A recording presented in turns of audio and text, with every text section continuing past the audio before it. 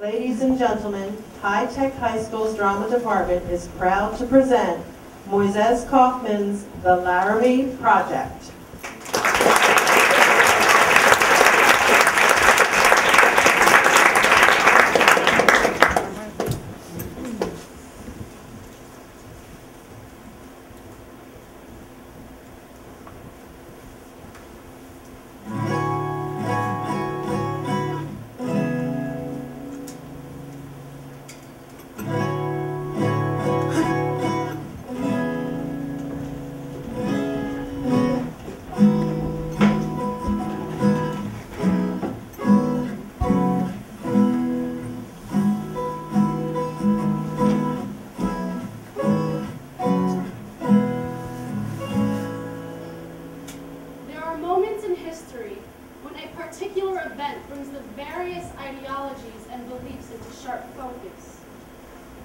Tonight, we are sharing with you the story of what happened to an openly gay university student and how the people around him responded. On November 14, 1998, the members of Tectonic Theater Project traveled to Laramie, Wyoming, and conducted interviews with people of the town. During the next year, they would return to Laramie several times and conduct over 200 interviews. The play you are about to see is edited from those interviews as well as from journal entries by members of the company and other found texts. Company member Greg Paragi. My first interview was with Detective Sergeant Dane of the Laramie Police Department. At the start of the interview, he was sitting behind his desk, something like this. I was born and raised here. My family is third generation. My grandparents moved here in the early 1900s. I've had basically three. Well, my daughter makes it fourth generation. Quite a while. It's a good place to live. Good people, lots of space. Now, all the towns in southern Wyoming are laid out in space because the railroad came through. It was how far we could go before having to refuel and water, and Laramie was a major stopping point. That's why the towns are spaced so far apart. We're one of the largest states in this country and the least populated. There's so much space between people and towns here. So much time for reflection. Rebecca Hilliker, head of the theater department at the University of Wyoming. You have an opportunity to be happy in your life here. I found that people here were happier than in the Midwest, where I used to teach, because they were happy. They were glad the sun was shining. It shines a lot here. Like, what you have is, you have your old-time traditional type ranchers. They've been here forever. Laramie's been the hub of where they come for their supplies and stuff like that. Stewardship is one thing all our ancestors taught us. Eileen Angan, rancher. If you don't take care of the land, then you ruin it. And you lose your living. So first of all, you have to take care of your land and do everything you can to improve it. I love it here. Doc O'Connor, limousine driver. You couldn't put me back in that mess out there back east. Best thing about it is the climate, cold, the wind. They say the Wyoming wind will drive a man insane. But you know what? It don't bother me. Well, some of the times it bothers me, but most of the time it don't. And then you got the university population. We moved here after living in a couple of big cities. Philip Dubois, president of the University of Wyoming. I loved it there. You'd have to be out of your mind to let your kids out after dark. And here in the summertime, my kids play out at night till 11 o'clock, and I don't think twice about it. And then you have the people who live in Laramie, basically. I moved here from rural Texas. Zachy Salmon, Laramie resident. Now in Laramie, if I don't know someone, I definitely know someone they know. So I can only be 1 degree removed at most. And for me, I love it. I mean, I love to go to the grocery because I get to visit with 4, 5, 6 people every time I go. And I don't really mind people knowing my business. Because what's my business? I mean, my business is basically good. I like the trains too.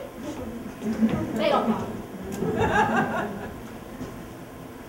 Well, some of the times they bother me, but most times they don't. Even though one goes by every 13 minutes out where I live. Doc actually lives up in Gosler, but everybody in Laramie knows him. He's also not really a doctor. They used to carry cattle. Them trains. Now all they carry is diapers and bars. It's a good place to live. Good people, lots of space now. When the incident with that boy happened, it was a beautiful day. Absolutely gorgeous day, real clear and crisp in the sky with that blue that you'll never be able to paint. It's just sky blue. It's just gorgeous. And this one reporter, lady person that was out there, she said, Well, who found the boy? Who was out here anyways? and I said, well, this is a really popular area for people to run. Mountain biking is really big out here. Horseback riding, it's close to town. And she looked at me and she said, Who in the hell would want to run out here? and I'm thinking, lady, you're missing the point. All you gotta do is turn around. See the mountains, smell the air, listen to the birds, just take in what's around you, and they were missing the whole point. It's hard to talk about Laramie now. To tell you what Laramie is, for us. Jedediah Schultz. If you would have asked me before, I would have told you. Laramie is a beautiful town. We're secluded enough so you can have your own identity. A town with a strong sense of community. Everyone knows everyone. A town with a personality that most larger cities are stripped of. Now for Matthew, I would say Laramie is a town defined by an accident, a crime. We've become Waco. We've become Jasper. We're a noun, a definition, a sign. We may be able to get rid of that, but it'll sure take a while. Journal entry, members of the company, anti-parents. Moises called today saying he had an idea for his next theater project. But there was a somberness to his voice. So I asked him what it was all about, and he said he wanted to do a piece on what was happening in Wyoming. Stephen Belberg. Lee told me the company was thinking of going out to Laramie to conduct interviews, and that they wanted me to come, but I'm hesitant. I have no real interest in prying into a town's unraveling. Amanda Gronick. I've never done anything like this in my life. How do you get people to talk to you? What do you ask? Moises Kaufman. The company has agreed that we should go to Laramie for a weekend interview people. And I'm a bit afraid about taking 10 people in a trip of this nature. We must make some safety rules. No one works alone, everyone carries cell phones. I've made some preliminary contacts with Rebecca Hilliger, head of the theater department at the University of Wyoming. She's hosting a party for us our first night in Laramie and has promised to introduce us to possible interviewees. I must tell you that when I first heard you were thinking of coming here, when you first called me, I wanted to say you just kicked me in the stomach. Why are you doing this to me? But then I thought, that's stupid, you're not doing this to me. And more importantly, I thought about it and decided that we've had so much negative closure on this whole thing. And the students really need to talk. When this happened, they started talking about it, and then the media just ended and all dialogue stopped. You know, I really love my students because they're free thinkers. And I may not like what they have to say. I may not like their opinions because they can be very redneck, but they're honest and they're truthful. So there's an excitement here. There's a dynamic here with my students that I never had when I was in the Midwest or North Dakota, because there was so much Puritanism that dictated how people looked at the world that a lot of the times they didn't have an opinion. You couldn't get them to express an opinion. And quite honestly, I'd rather have opinions that I don't like and have that dynamic in education. There's a student I think you should talk to. His name is Jedediah Schultz. I've lived in Wyoming my whole life. Well, the family has been in Wyoming, well, for generations. Now, when the time came for me to go to college, my parents couldn't afford to send me to college. I wanted to study theater, and I knew that if I was going to go to college, I was going to have to get on a scholarship. And so they have this competition each year, this Wyoming State High School competition. And I knew that if I didn't take first place in duets, that I wasn't going to get on a scholarship. And so I went to the theater department at the university. I was looking for good scenes. I asked one of the professors, I was like, I need a killer scene. And he was like, here you go, this is it. And it was from Angels in America. And so I read it, and I knew that I could win best scene if I did a good enough job. And when the time came, I told my mom and dad, so it would come to competition. Now you have to understand, my parents go to game everything I've ever done. And they brought me to their room and they told me that if I did that scene, that they wouldn't come and see me in the competition. Because they believe that it is wrong. That homosexuality is wrong. They felt that strong about it that they wouldn't come and see their son do probably the most important thing he'd done to that point in his life. And I didn't. I'd never gone against my parents' wishes, so I was kind of worried about it. But I decided to do it, and all that I can remember from that competition is that when we were done, my team partner and I came up to each other and we shook hands. And there was a standing ovation. Man, it was amazing. We won, and we took first place, and that's how come I can afford to be here at the university. Because of that scene. It was one of the best moments of my life, and my parents weren't there. And to this day, that was the one thing that they didn't see me do. Thinking back on it, I think, why did I do it? You know, why did I oppose my parents? Because I'm not gay. So why did I do it? And I guess the only honest answer I can give to that is, well, I wanted to win. It was such a good scene. It was like the best scene. Do you know Mr. Kushner? Maybe you can tell. Company member Greg Ferrari. We arrived today at the Denver airport and drove to Laramie. The moment we crossed the Wyoming border, I swear, I saw a herd of buffalo. Also, thought it was strange that the Wyoming sign said, Wyoming, like no place on earth. instead of Wyoming, like no place else on earth. Company member Lee Fontikowski. I stopped at a local inn for a bite to eat, and my waitress said to me, Hi, my name is Debbie. I was born 1954, and Debbie Reynolds was big then. So, yes, there are a lot of us around, but I promise I won't slap you if you leave your elbows on the table. Today the company tried to explain to me, to no avail, what chicken fried steak was. Now, are you from Wyoming, or are you just passing through? we're just passing through. Company member Barbara Pitts. We arrived in Laramie tonight.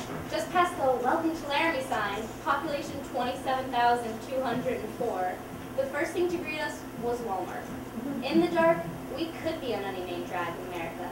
Fast food chains, gas stations, but as we turned into the downtown area, the buildings still looked like a turn-of-the-century western town.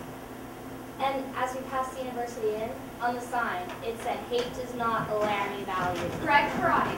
I met today with two longtime Laramie residents, Allison Mears and Marge Murray, two social service workers who told me a thing or two. Well, Laramie used to be like when March was growing up. It was mostly different back then. It was. I enjoyed it. You know, my kids all had horses. Well, there was more land. I mean, you can keep your pet cow, your horse, your chickens. You know, just like a little bit of acreage. Yeah, I could run around the house with my all together, do the house and go to kids in school. Nobody can see me. If they got that close. Well, then that's their problem. I just want to make sure I got the expression right here. All together. Yeah, honey. Why were clothes?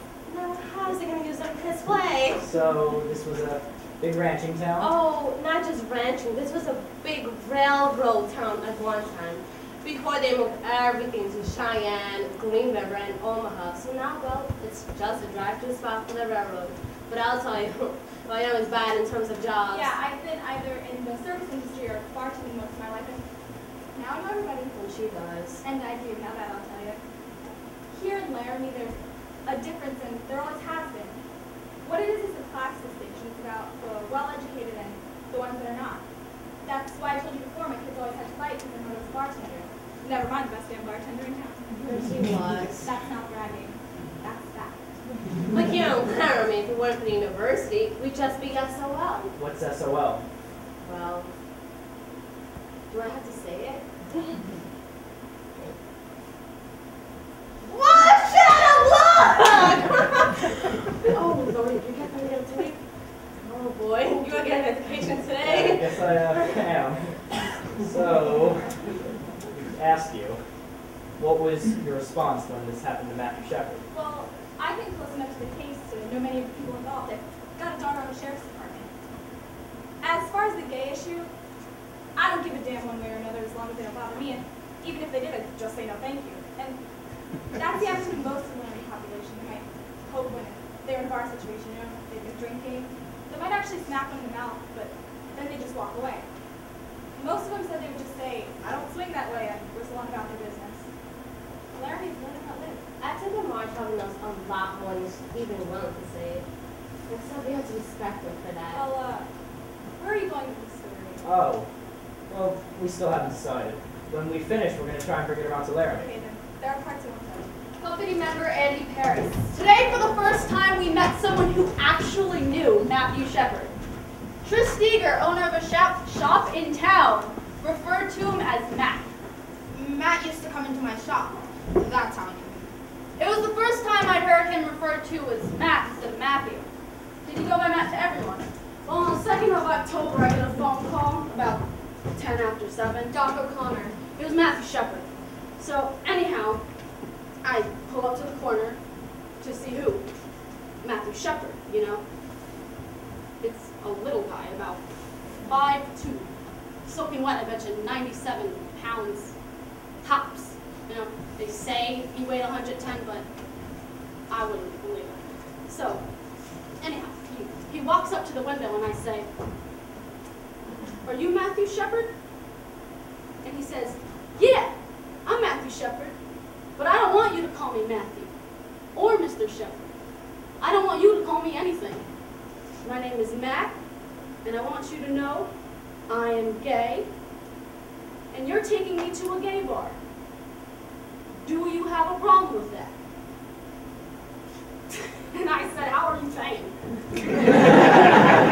The fact is, Laramie doesn't have any gay bars, and for that matter, neither does Wyoming. So he was hiring me to take him down to Fort Collins, Colorado, about an hour away. Matt was a blunt little guy. You know what I'm saying? He always was, but I liked him because he was straightforward. You see what I'm saying? Maybe gay, but straightforward. You see what I'm saying? I don't know, you know. How does any one person ever tell about another? You really should talk to my sister, Omaine. She was a close friend of Matthew's. We never called him Matthew, actually. Most of the time we called him Choo Choo, you know, because we used to call him Matthew and then we just called him Choo Choo. And whenever I think of Matthew, I always think of his incredible beaming smile. I mean, he'd walk in and he'd be like, you know, and he'd smile at everyone. He just made you feel great. And he would like stare people down in the coffee shop because he always wanted to sit on the end seat so that he could talk to me while I was working. And if someone was sitting in that seat, he would just sit there and stare at them until they left, and then he would claim a spot. But Matthew definitely had a political side to him. I mean, he really wanted to get into political affairs. That's all his big interest was watching CNN and MSNBC. I mean, that's the only TV station I ever saw his TV tuned into. He was just really smart in political affairs, but not too smart on like common sense things. So he moves to Laramie to go to school. Matthew was very shy when he first came in, John Peacock, Matthew Shepard's academic advisor. to the point of being somewhat mousy, I'd almost say. He was having some difficulties adjusting, but this was home for him, and he made that quite clear.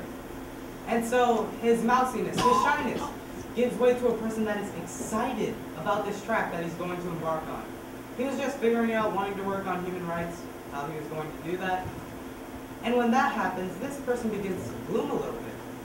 He was starting to say, wow, there are opportunities here. There are things I can do in this world. I can be important. I did hear from Matthew about 48 hours before his attack, and he told me that he had joined the gay and lesbian group on campus, and he said he was enjoying it. You know, he was getting ready for Pride Week and whatnot.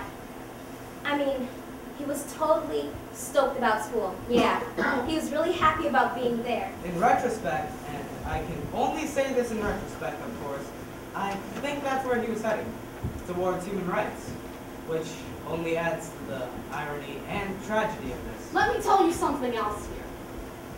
There are more gay people in Wyoming than meets the eye. I know for a fact.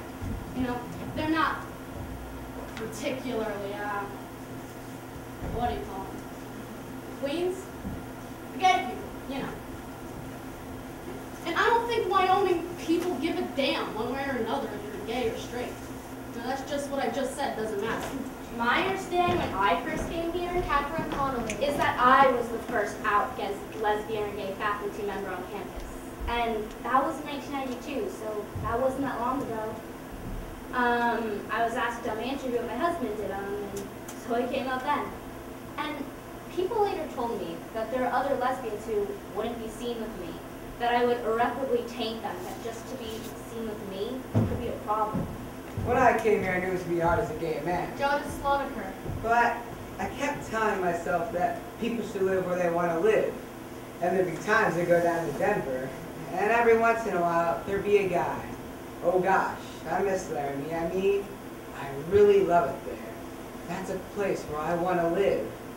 I mean, imagine more gay people stayed in small towns.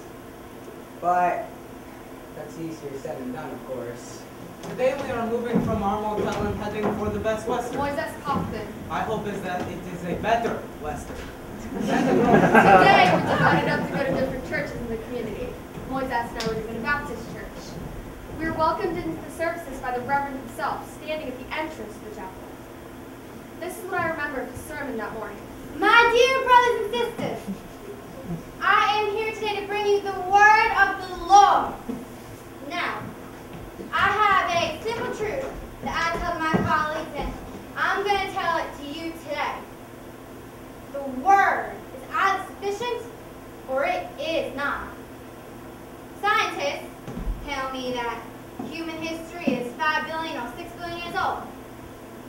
The Bible tells me that human history is 6,000 years old. The word is either sufficient or it is not. Stephen B. Johnson, Unitarian minister. Dominant religious traditions in this town. Baptist, Mormon, they're everywhere. It's not just Salt Lake, you know. They're all The over. Mormon church has a little different thing going that irritates some folks. Doug Law, state ecclesiastical leader of the Mormon church. And that is that we absolutely believe that God still speaks to man. We believe that the prophet of the church has the authority to receive inspiration and revelation from Unitarians God. are, by large, humanists. Many of whom are atheists. I mean, we're not even sure of our religion. And to my right on the spectrum, to his credit, Father Roger, Catholic priest, who is well established here, and God bless him. He did not equivocate at all when this happened. He hosted the vigil for Matthew that night. I was really jolted because when we did the vigil, we wanted to get other ministers involved. And we called some of them, and they weren't going to get involved. And it was like, we're going to sit back and see which way the wind is blowing. That angered me immensely. We're supposed to stand out as leaders. I thought, wow, what's going on here? Has set boundaries. Now, once you kind of know what the bounds are, you can sort of get a feel for what's out of the bounds. There was a proclamation that came out on the family. A family is defined as one woman, one man, and children. That's a family. That's about as clear as I warn see you, it. you will be mocked and you will be ridiculed, but let the Bible be your guide. It's in there. It's all in there. Most Americans believe, and they do, that the Bible is the Word of God, and how are you going to fight The that? Bible doesn't need me to be true. The Bible is true, whether I believe it or not. The Word is either sufficient or it is not. I arrived in Laramie on September 15th. I looked around, tumbleweed, cement factory, and said, what in the hell am I doing in Wyoming? 3 weeks later, I found out what the hell I'm doing in Wyoming. I had breakfast this morning with a university student named Zubada Ula. She is an Islamic feminist who likes to do things her own way. I've lived in Laramie since I was 4. Yeah, my parents are from Bangladesh. 2 years ago, because I'm Muslim, I decided to start wearing a scarf. That's really changed my life in Laramie. Yeah, like, people say things to me like, why do you have to wear that thing on your head? Like, when I go to the grocery store, I'm not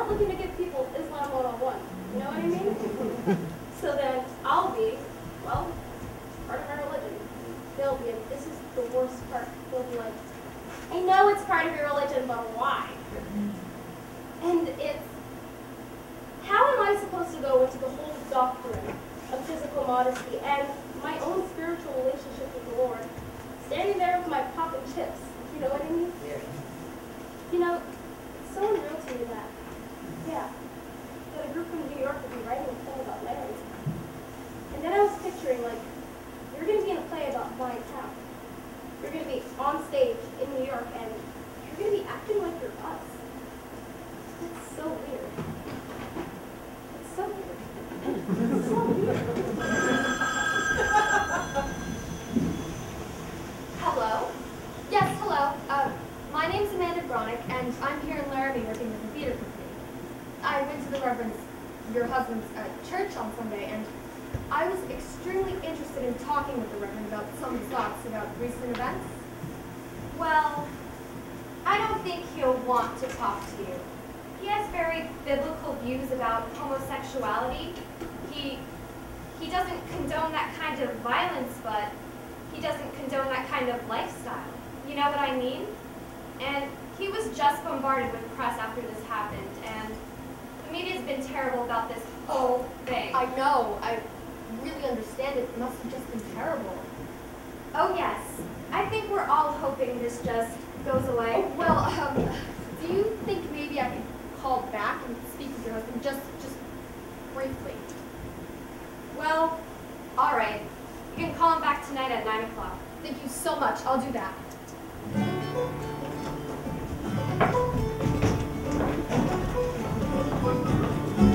Today, Barbara and I went to the Fireside Bar, which was the last place Matthew was seen in public. Fireside definitely feels like a college bar. A couple of pool tables and stage area for karaoke night.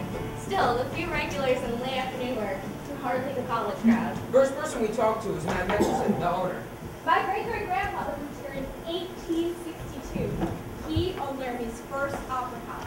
It was called Old Blue Front, and in 1870, Louisa Grandma Sweet cast the first women's ballot in any free election in the world. And that's why I wanted to do the equality state. So, what I want to do is reestablish my bar business as Old Blue Front Opera House, a good time emporium. So the Fireside is first step towards that. So what about the night Matthew Shepard was here? We had karaoke that night. 20 or 30 people here. Matthew Shepard came in sitting right where you're sitting, just hanging out. I mean, if you want to talk to someone, you should talk to Matt Galloway. He's the kid that was bartending that night. You'd have to meet him. His character stands for itself. Hey, is Galloway bartending tonight? Yeah. Okay, I'm gonna make this brief. Quick, and get it over with. But it'll be everything. No factual, just the facts. Here we go. 10 o'clock, I clock in. Usual time, Tuesday nights. 10:30, Matthew Shepard shows up.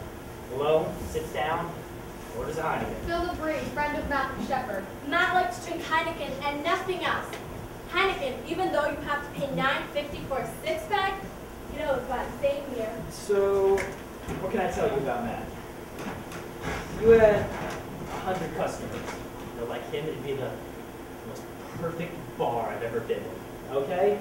And nothing to do with sexual orientation. Absolute mannerisms. You know, manners, politeness, intelligence, taking care of me, giving tips, everything. Conversation, you know, dress nice, clean cut. Some people just know, sits down, please, thank you, and offers intellect within their vocabulary. So he kicks it there. Didn't seem to have any words or like he was looking for anyone. Just enjoy his drink and the company around. Now, approximately 11:30, 11:45, 11:30. Aaron McKinney and Russell Henderson come in. I didn't know their names then, but they're the accused. They're the perps. They're the accused.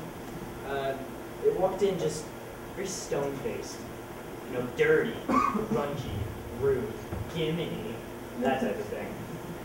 They walked up to the bar and, as you know, paid for a pitcher with dimes and quarters, which I mean is something you don't forget. You do not forget that. $5.50 is dimes and quarters. It's a freaking nightmare.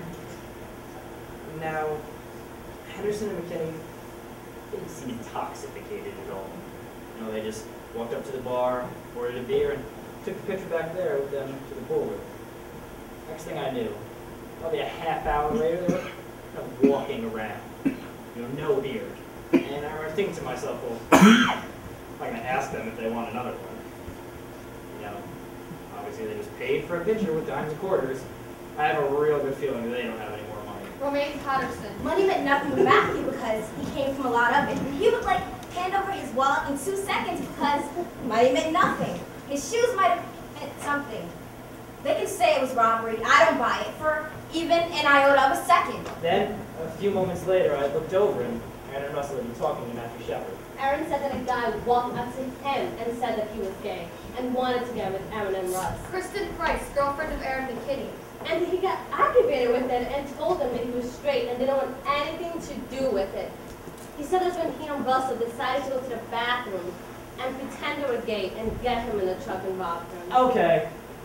No. They stated that Matt approached them. That he came onto them. I absolutely, positively disbelieve and refute this statement 100%. Refute it. I'm going to give you 2 reasons why. 1, character reference. He approached them. Why them? He wasn't approaching anybody else at the bar. I mean, they say he's gay. He's a flaming gay. You come on to people like that? Bullshit. He never came on to me. I mean, hello. To them?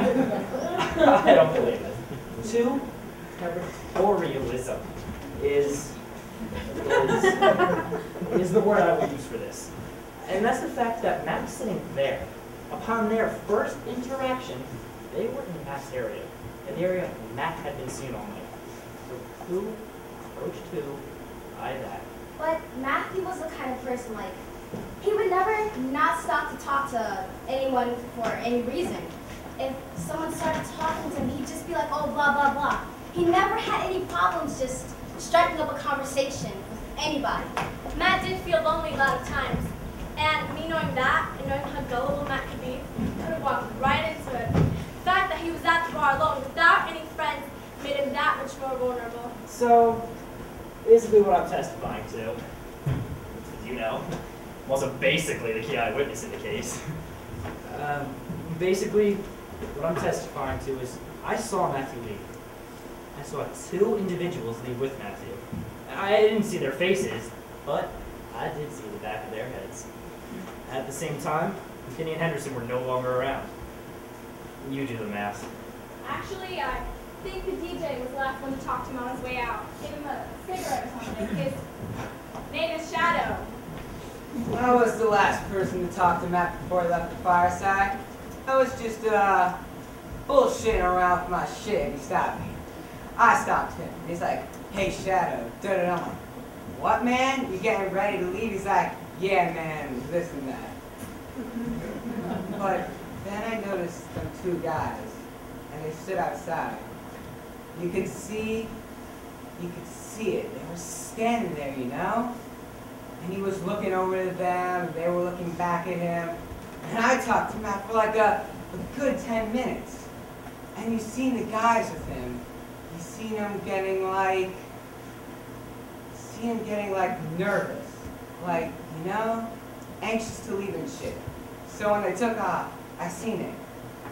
When they took off, it was a black truck. It was a small truck, and the 3 of them sat in the front seat, and Matt sat in the middle. And I didn't think nothing of it, I didn't think them guys were going to be like A that. friend of Aaron McKinney. Oh, I've known Aaron a long time. And I think Aaron was a good kid. I liked Aaron a lot. That's why I was shocked when I heard this. He was living out far at his trailer house with his girl. They just started dating last summer. And I mean, they must have gotten pregnant as soon as they started dating because, they had a kid. He was only 21 years old. And Aaron was always dressed in big clothes, in Tommy Hilfiger, Polo, and Gucci. At the time I knew him, he was just this young, scared kid he just wanted to fit in. Sherry Anderson. Russell was just so sweet. He was the boy who was the Eagle Scout. His whole presence was just quiet and sweet.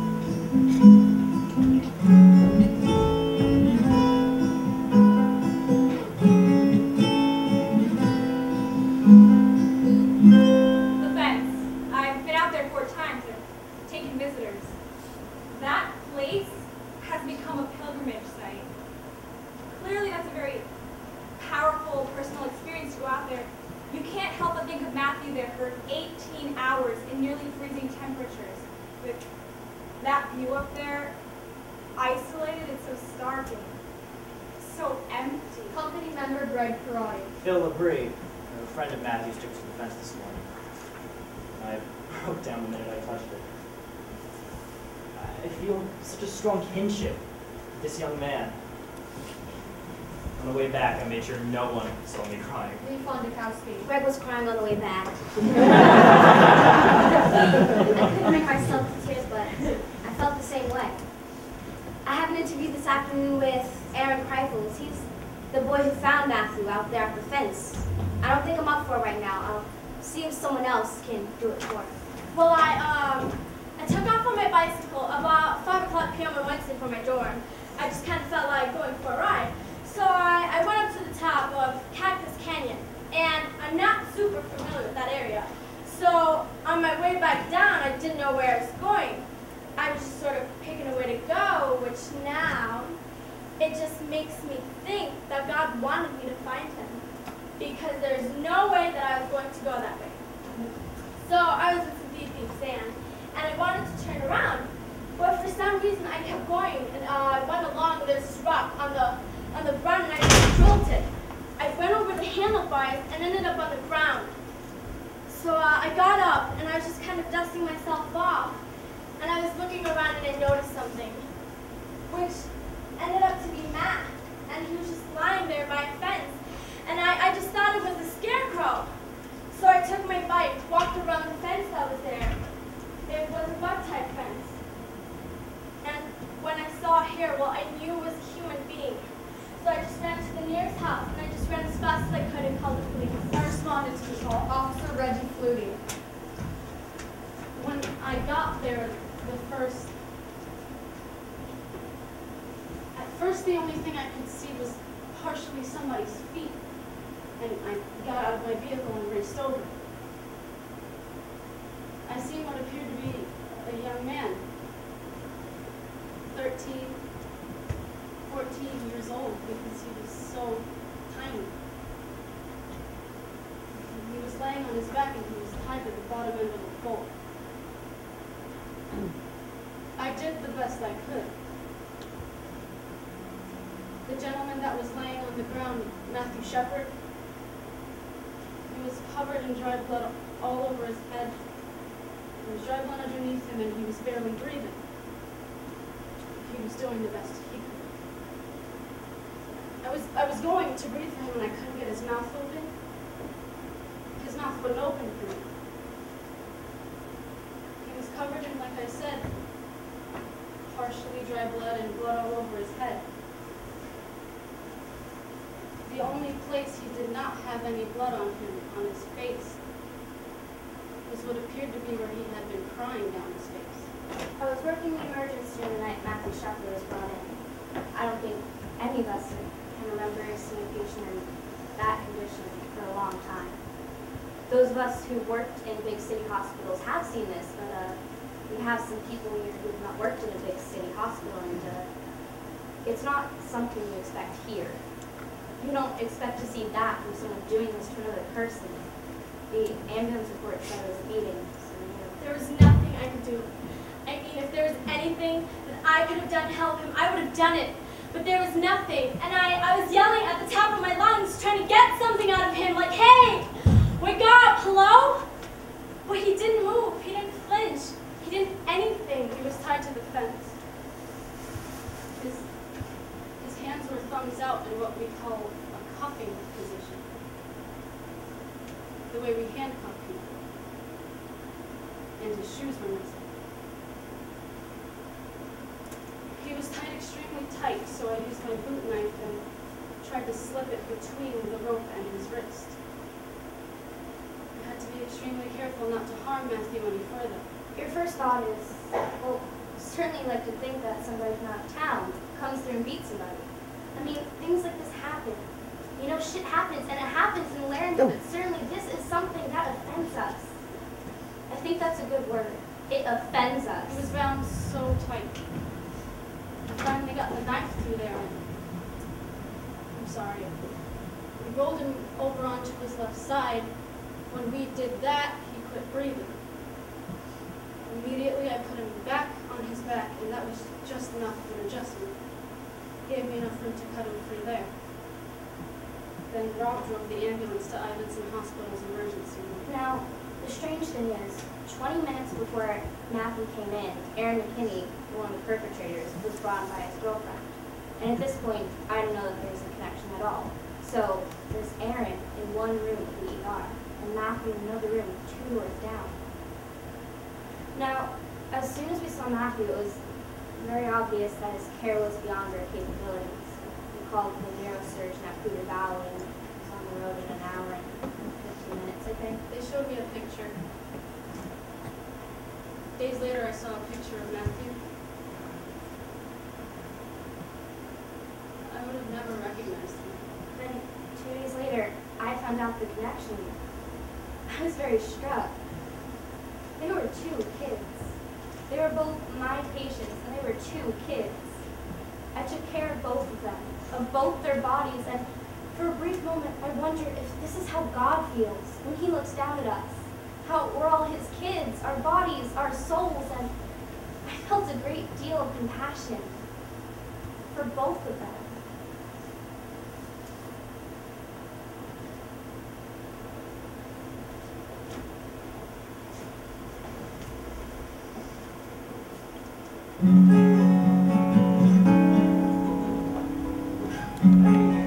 Found beaten out on the prairie, basically.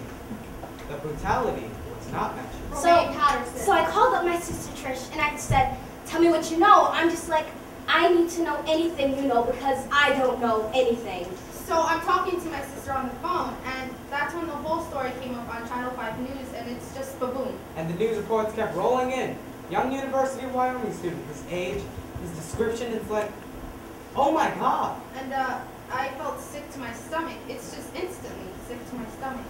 And I had to tell Romy, yes, it was Matthew, it was your friend. By this time, I was starting to get upset. But still, the severity wasn't out yet. It was Thursday afternoon. Rula and Stacy at Poudre Valley Hospital. I got a call. We just got a kid in from Wyoming, and it looks like he may be the victim of a hate crime. We've got a couple of newspaper reporters here asking questions. And so we agreed we needed one spokesperson. As CEO, I'll do that, and we'll try and gather all the information we can. And then I watched the 10 o'clock news that night, where they started speaking about the nature and the seriousness of it. So I'm on the phone with my boss Nicholson, and he's like, was he in the bar Tuesday night? We're gonna need to go to the arraignment so we can identify these guys and make sure these guys were in the bar. So we go to the arraignment. Our focus today turns to Laramie, Wyoming, and the Albany County Courthouse, where Aaron James McKinney and Russell Arthur Henderson are being charged for the brutal beating of Matthew Shepard, a gay University of Wyoming student. The arraignment was on Friday, right around lunchtime, and I said, I'm just going, and I just took off. It's just down the street. A lot more of the details had come out at this point. The fact that the perpetrators were kids themselves, local kids that everyone who's from around here has some relationship to. And everyone was really waiting on pins and needles, I think, for what happened when the perpetrators walked in. There's 200 people in the room at this point, and they walk in their complete orange jumpsuits and their shackles, and you could have heard a pin drop. It was incredibly solemn. I mean, lots of people were teary at this point. Then the judge came in and did a review. The essential facts are that the defendants, Aaron James McKinney and Russell Arthur Henderson, met Matthew Shepard at the Fireside Bar. And after Mr. Shepard confided he was gay, the subjects deceived Mr. Shepard into leaving with them in their vehicle to a remote area. Upon arrival at said area, both subjects tied their victim to a buck fence, robbed him, tortured him, and beat him. Both defendants were later contacted by the officers of the Laramie Police Department, who observed the inside cap of their pickup, a credit card, and a pair of black padded leather shoes belonging to the victim, Matthew Shepard. I don't think there's any person in that courtroom who was not crying at the end of it. I mean, it lasted 5 minutes, but it kept getting more and more horrific, ending with, said defendants led the victim begging for his life. I mean, so this is me and people that work in my station. These people think they can probably do my job for me? No, that's not how it works. Laramie, Wyoming, often called the Gem City of the Plains, is now the eye of the storm. Aaron McKinney and his friend Russell Henderson came from the Fireside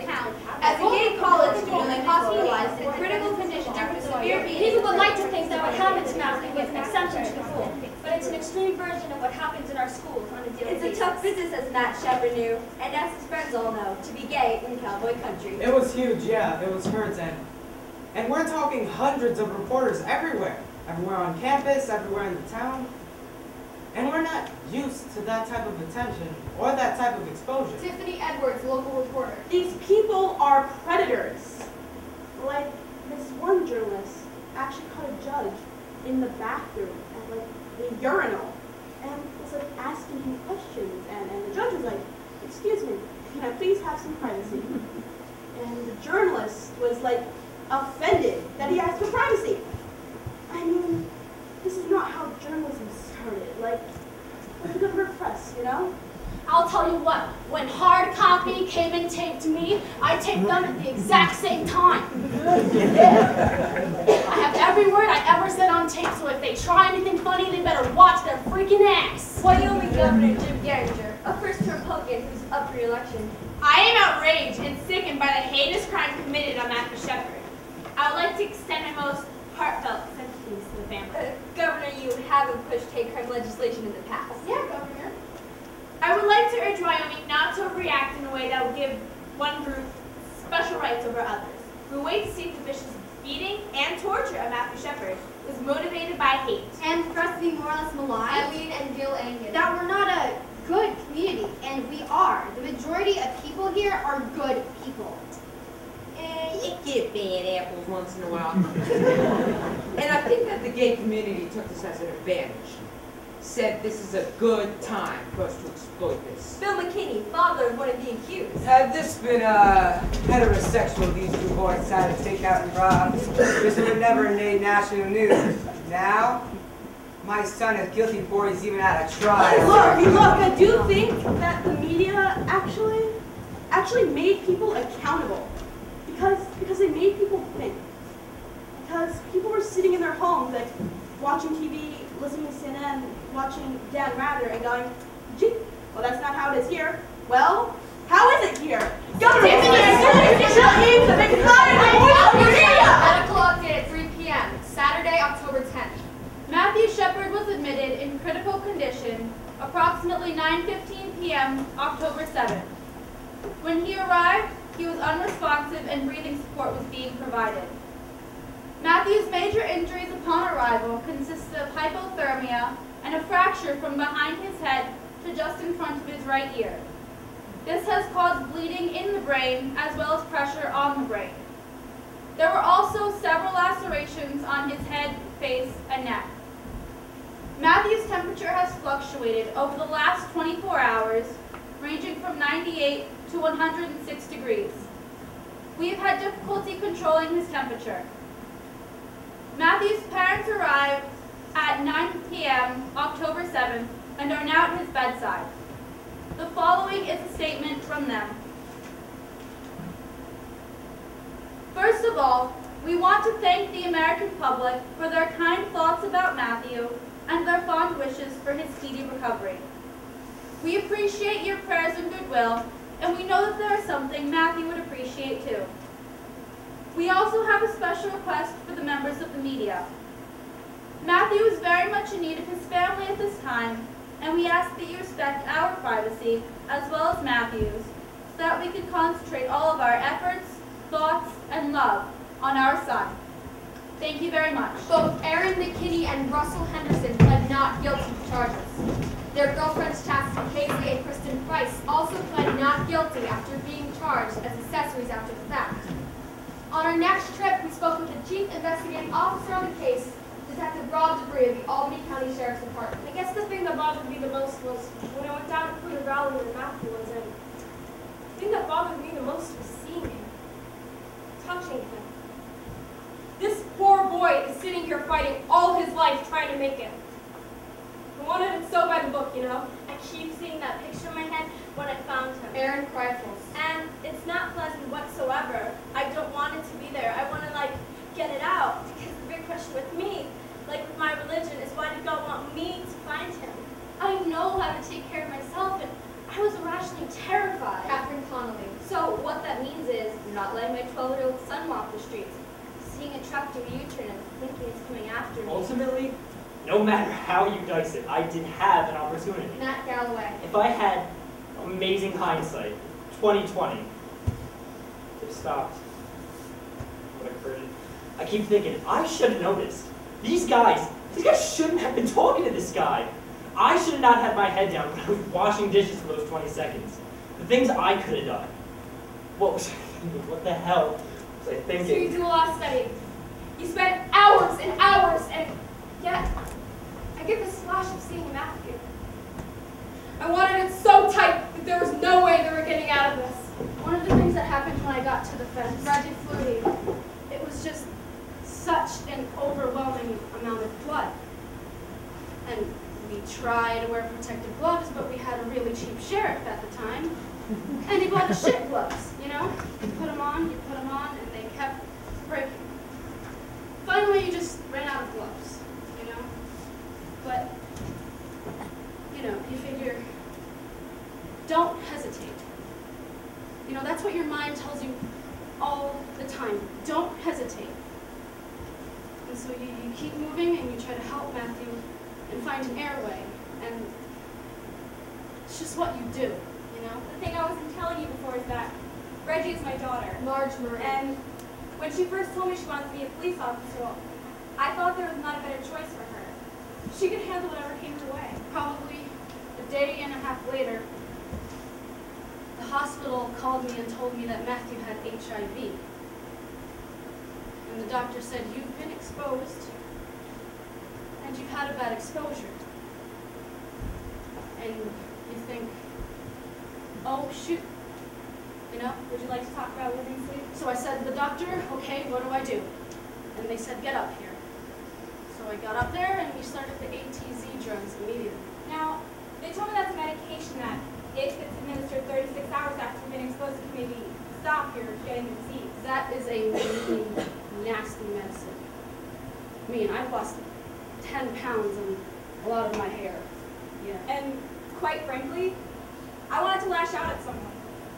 Not at Matthew. Please understand, not one of us was mad at Matthew, but we maybe wanted to squeeze McKinney's head off. And I think about Henderson, and you know, two absolutely human beings cause so much grief for so many people. It's really been terrible on my whole family, but mostly her and her kid. I think it brought home to my girls what their mom does for a living. Well, Reggie, you know what I'm going to tell you now. And my parents told me, you know, they both said the same damn that you're quitting this damn job. And it's just a parent thing, you know, because they're terribly proud of you because you do a good job. Whether it's handling a drunk or handling a case like this. But you're, you know, they don't want you getting hurt. Like I said, there's a right way and there's a wrong way. And there's Reggie's way. So finally I said, oh, for God's sakes, lighten up, You Francis. are so stubborn. They say I'm stubborn, I don't believe them. I just think, okay, you know, I've heard your opinion, and now here's mine. I'm 39 years old. You know, what are they going to do? Spank Reggie, don't give me any ideas. They look pretty funny. You know, what can they say? I just hope she doesn't go before me. Just couldn't handle it. That first week alone, vigils were held for Matthew Shepard in Laramie, Denver, Fort Collins, and Colorado Springs. Soon after, Detroit, Chicago, San Francisco, Washington, D.C., Atlanta, Nashville, Minneapolis, and Portland, Maine, among others. In Los Angeles, 5,000 people gathered, and in New York City, a political rally ended in civil disobedience and hundreds of arrests. And the Poudre Valley Hospital website received close to 1 million visitors from across the country and around the world, all expressing hope for Matthew's recovery.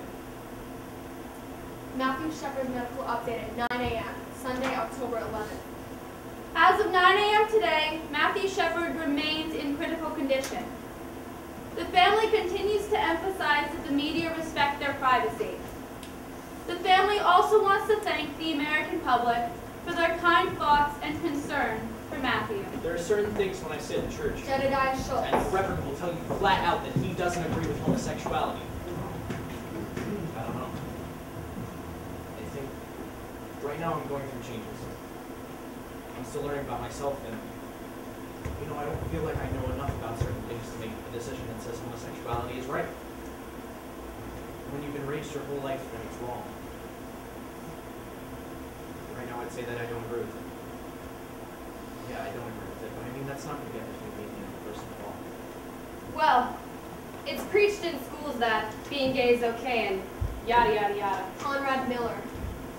And if my kids asked me, I'd set them down and I'd say, well, this is what gay people do, this is what animals do, okay? It's wrong. There's more gay people around than what you think. Murdoch.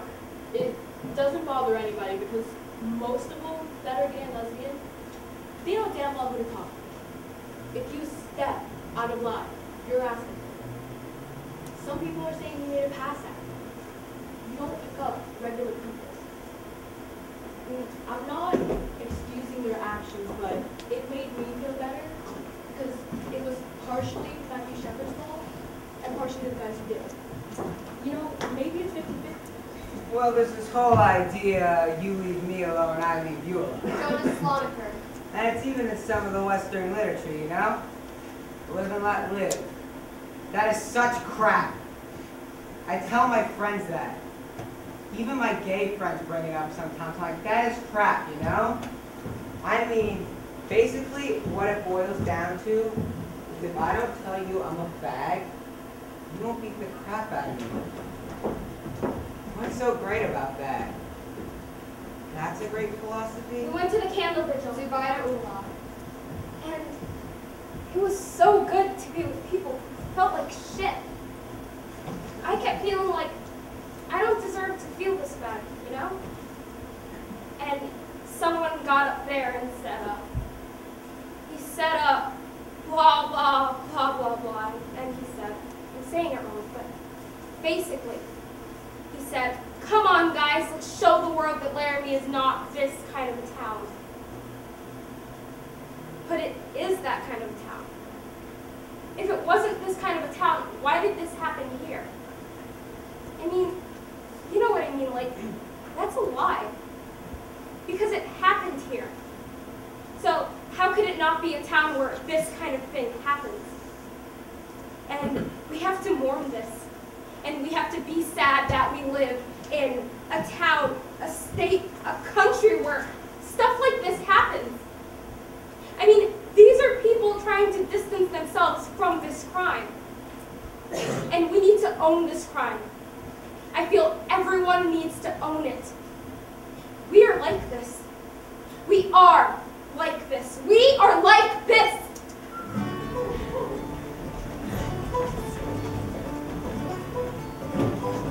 I was at the Far Side Bar one afternoon, and I ran into two friends of Aaron McKinney, Shannon and Jen.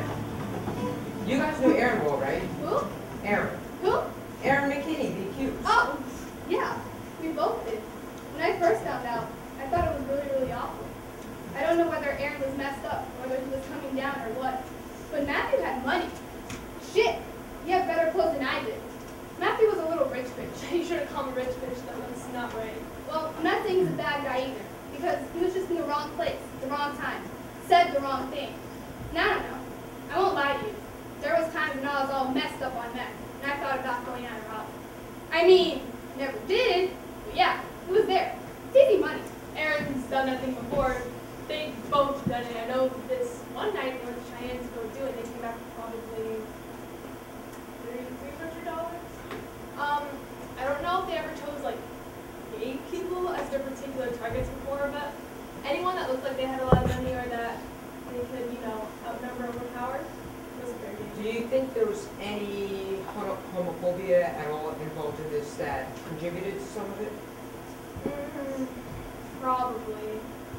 It probably pissed him off that Matthew was gay because he didn't like the gay people that I see him interact with was fine with, as long as, you know, they didn't hit on him, or as long as it didn't come up. As long as they weren't doing it in front of him. Do you get the impression that he knew the gay people? I'm sure that he knew people that are gay. I mean, he worked up at KFC. There was a couple of people up there that, yeah. And I'm not saying bad or anything. I don't know. Half the people I know here in Laramie are gay. What would you guys say to Aaron if you saw him right now? First of all, I'd ask him if he ever did any more tweaks. If I saw Aaron be like, man, why did he mess up like that? But I want to make sure he's doing good in there, though. I'm sure he is, though. I probably just want to, like, hang out with him, smoke a bowl with him. I bet he wants one so bad. You guys both went to Laramie High? Yeah. Can't you tell? We're a product of our society.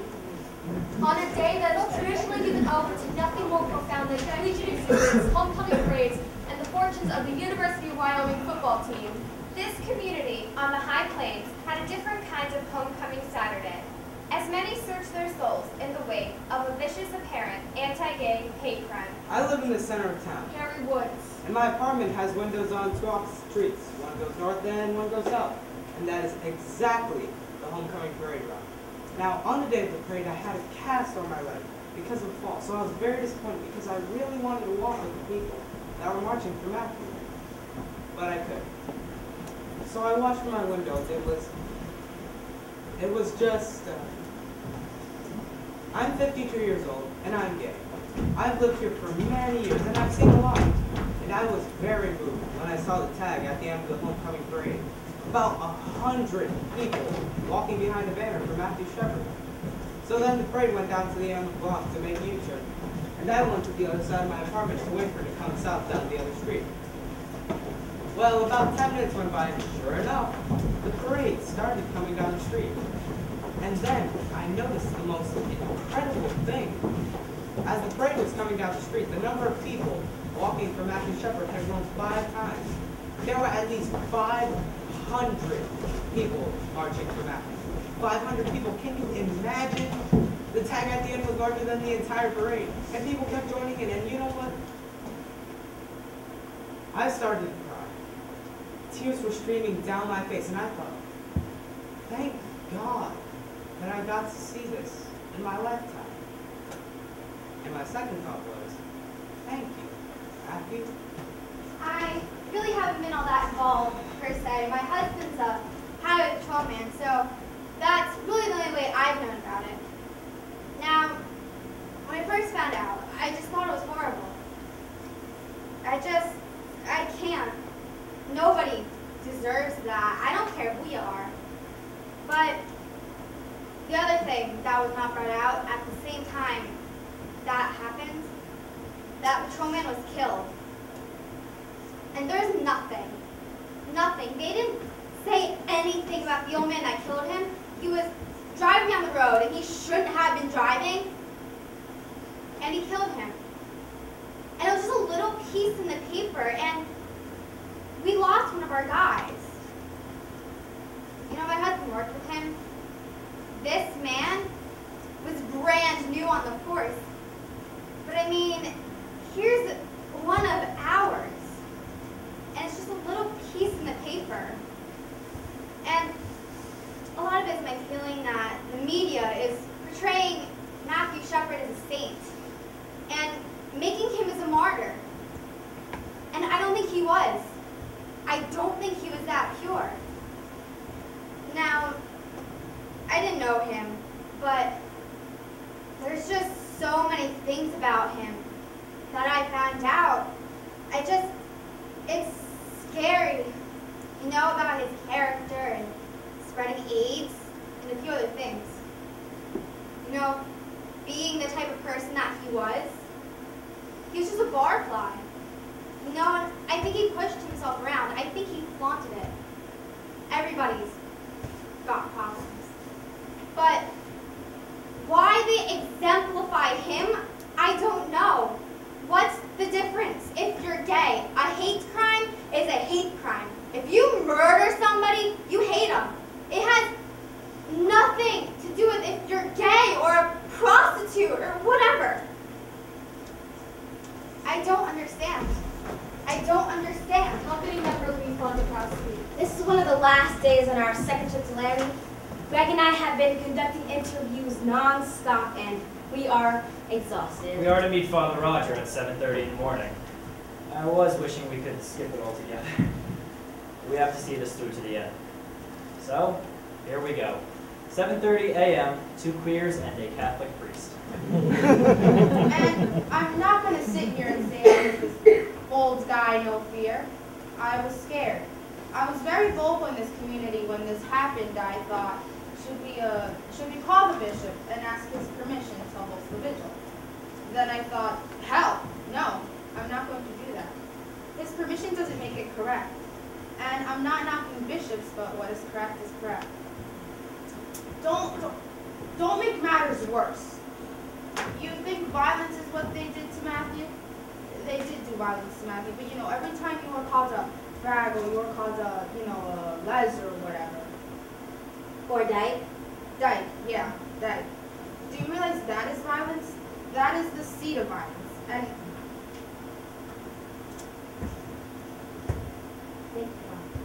You're saying? just deal with what is true. You know what is true. Try your best and say it correct.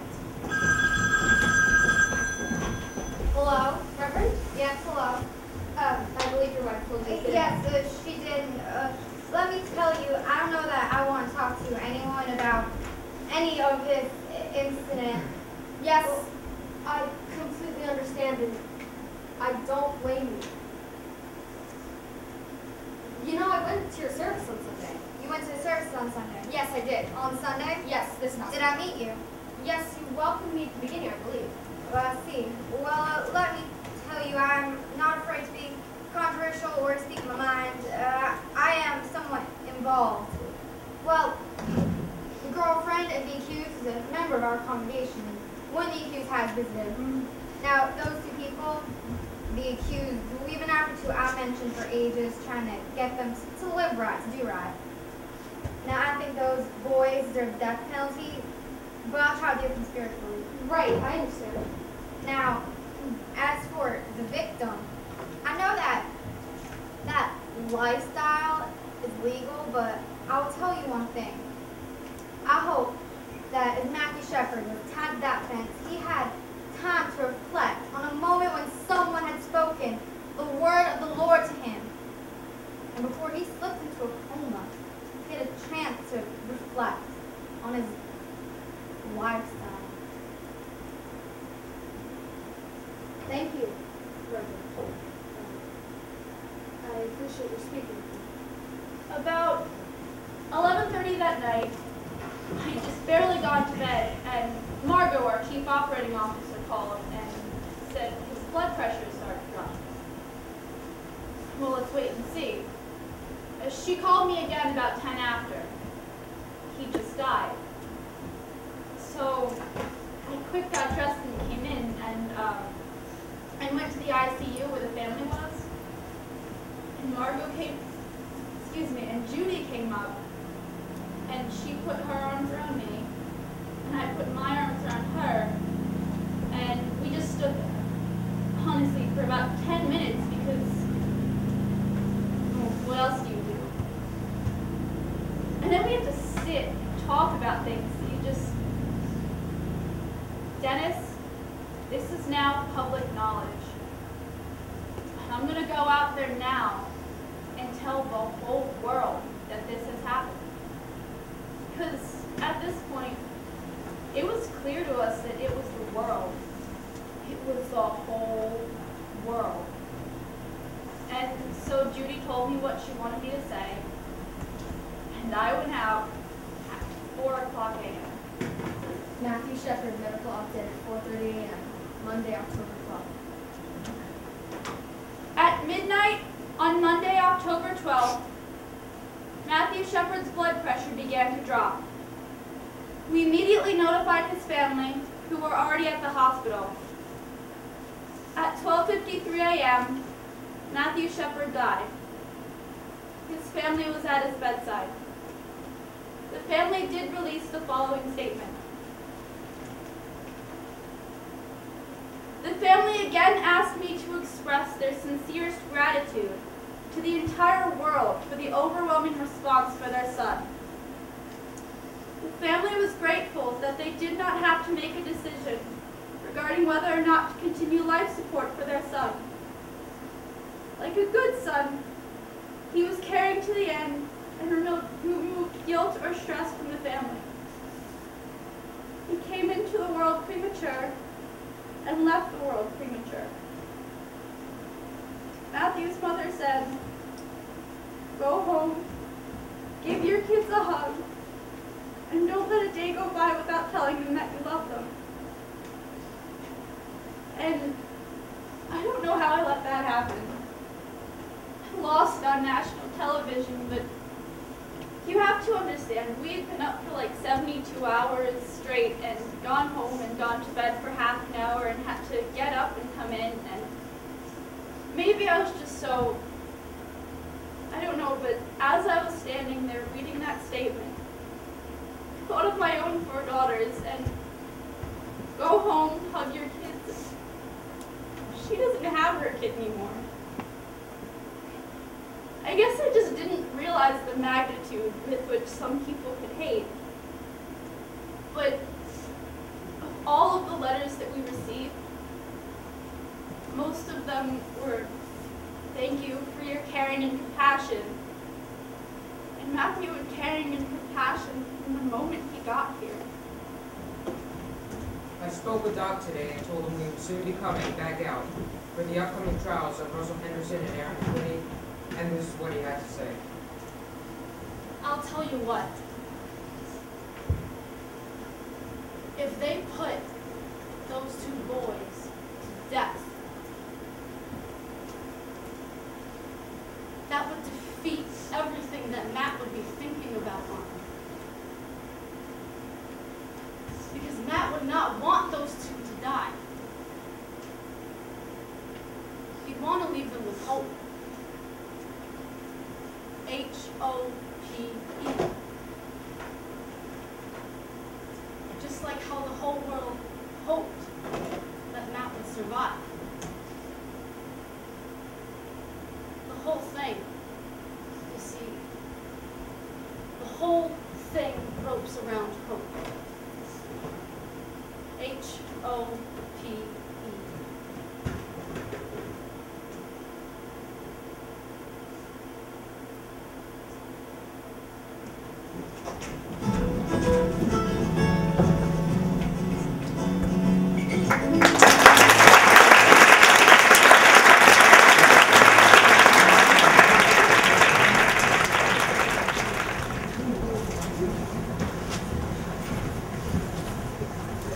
Day of the funeral.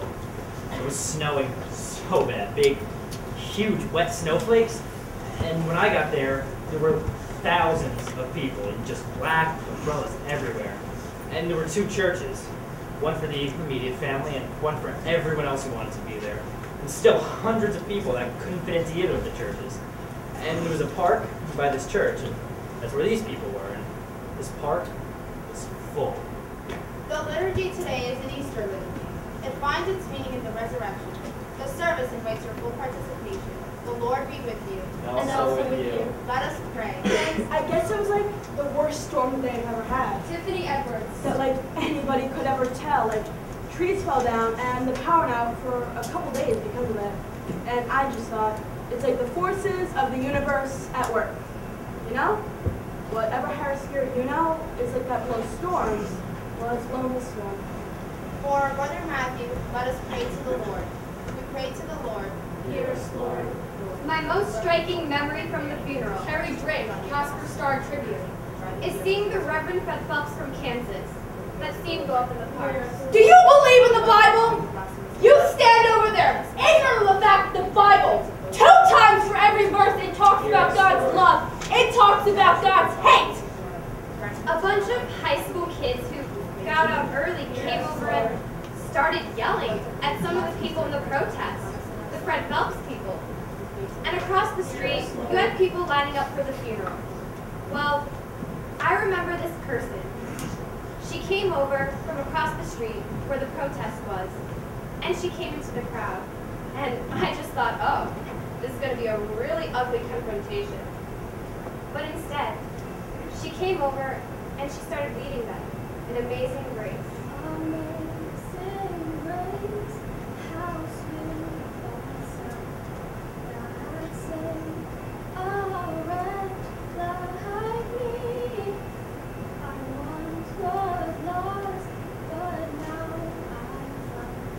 I was blind, but now I see. This is not another murder the state is going to deal with. The state deals with hundreds of murders every single day. But this murder is different. Because the fags are bringing us out here trying to make Matthew Shepard into the poster boy for the gay lifestyle. And we're going to answer it. It's just that simple. 6 months later, the company returned to Laramie for the trial of Russell Henderson, the first of the two perpetrators. It was to be a capital murder trial.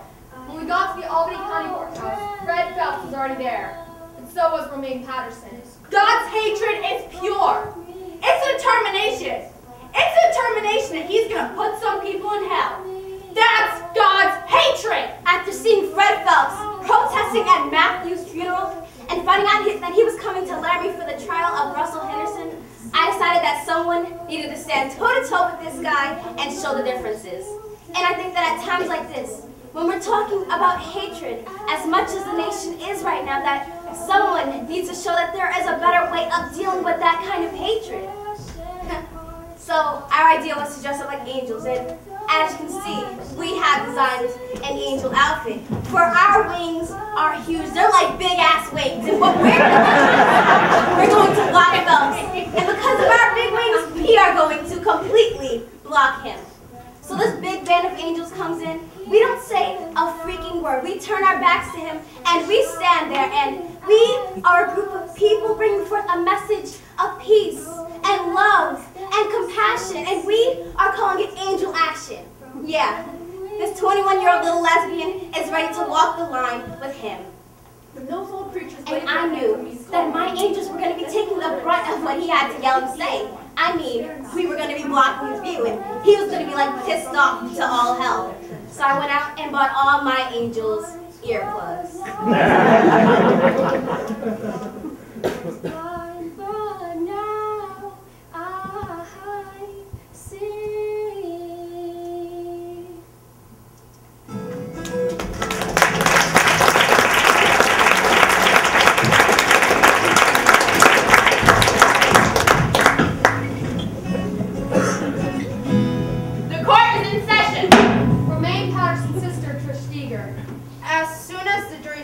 Started, everyone was coming into my shop with, I do not want to be on this trial. Everybody don't call me. Or, oh my God, I've been called. How do I get off? Just wanting to get as far away from it as they could. Very, very fearful that they were going to have to be a part of that jury. And then I heard Henderson had to sit in the courtroom while they questioned the prospective jurors. And one of the questions that they asked is, would you be willing to put this person to death? And I understand that a lot of the comments were, yes, I would. Yes, I would, Your Honor. Yes, ma'am. Absolutely. Yes, ma'am. No problem. Yup. Well, can you imagine hearing that, you know? Juror after juror after juror. You entered a not guilty plea earlier, Mr. Henderson, but I understand you should change your plea today. Is that correct? Yes, ma'am. You understand, Mr. Henderson, the recommended sentence here is 2 life sentences. Yes, ma'am. You understand that those may run concurrently or they may run consecutively. Yes, ma'am. Mr. Henderson, I will now ask you how you wish to plead, guilty or not guilty. Guilty. Before the court decides whether sentences will be concurrent or consecutive, I understand there are statements to be made by at least one individual. This is an excerpt from a statement made to the court by Lucy Thompson. As the grandmother and the person who raised Russell, along with my family, we have written the following statement. Our hearts ache for the pain and suffering that the Shepherds have went through.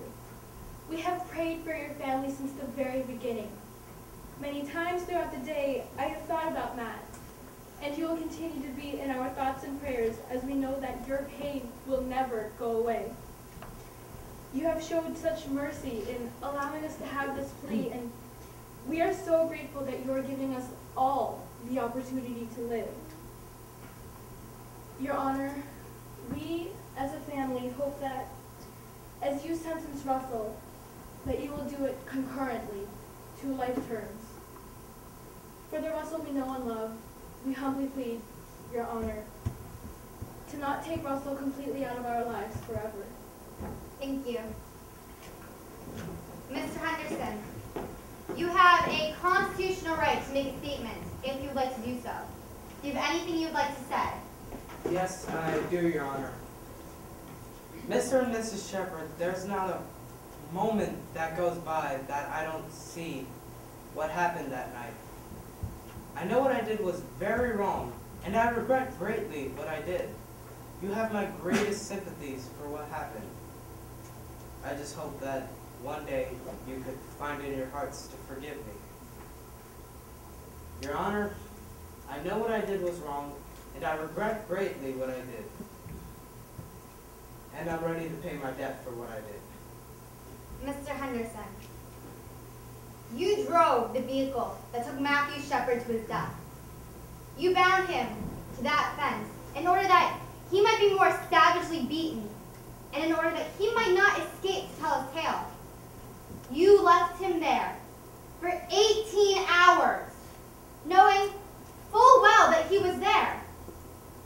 Perhaps having an opportunity to save his life, and you did nothing.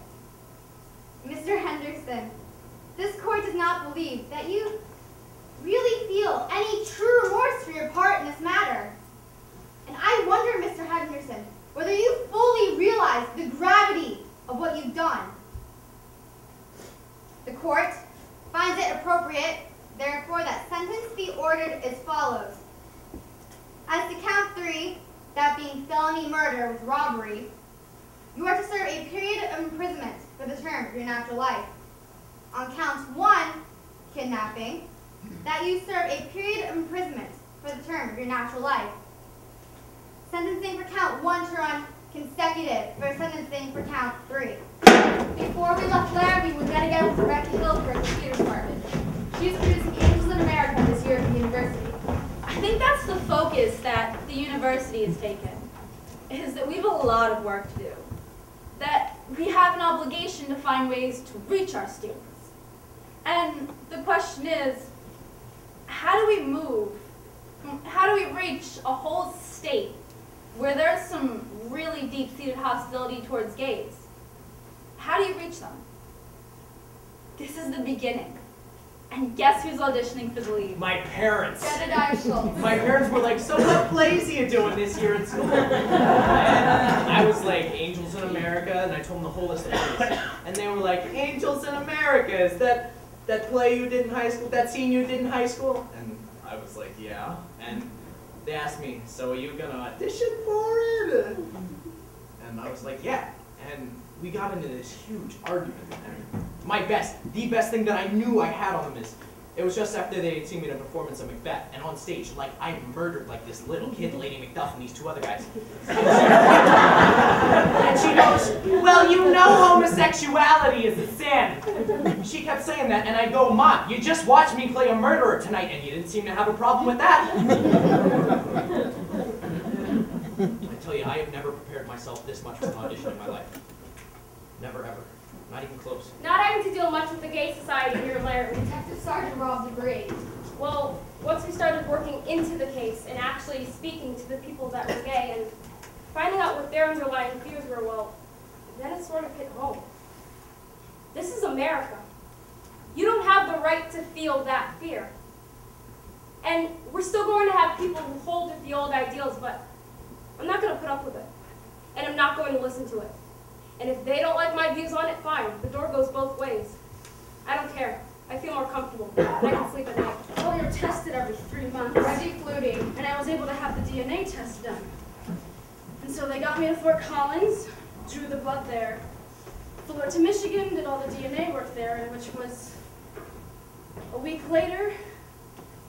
I knew I was negative for good. I'll tell you, we were all on our knees saying Hail Mary. You were just elated, you know, and you think, thank God. So what's the first thing she does? I stuck my tongue right in my husband's mouth. I was just happy, you know, I was just so happy. And you think, yeah, I hope I did this service well. I hope I did it with some kind of integrity. So you're really happy. And my daughters just bawled. They were so happy. Oh, and the force. Oh boy. We went out and got shit-faced. And they all bought me drinks too, it was great. And you know, I kissed everybody who walks through the door. Reggie, they don't need to know that. I don't care if they were male or female, they each got a kiss on the lips. During the trial of Aaron McKinney, the prosecution played a taped recording of his confession. My name is Rob DeBree, Sergeant for the Sheriff's Office. You have the right to remain silent. Anything you say can and may be used against you in a court of law. The following is an excerpt of that confession. Okay, so you guys, you and Russ, we go to the fireside. So you're at the fireside by yourselves, right? Yeah. Where do you go after you leave the fireside? Some kid wanted to ride home. What's he look like? Like a queer. Such a queer dude. He looks like a queer? Yeah, like a fag, you know? Okay. How did you meet him?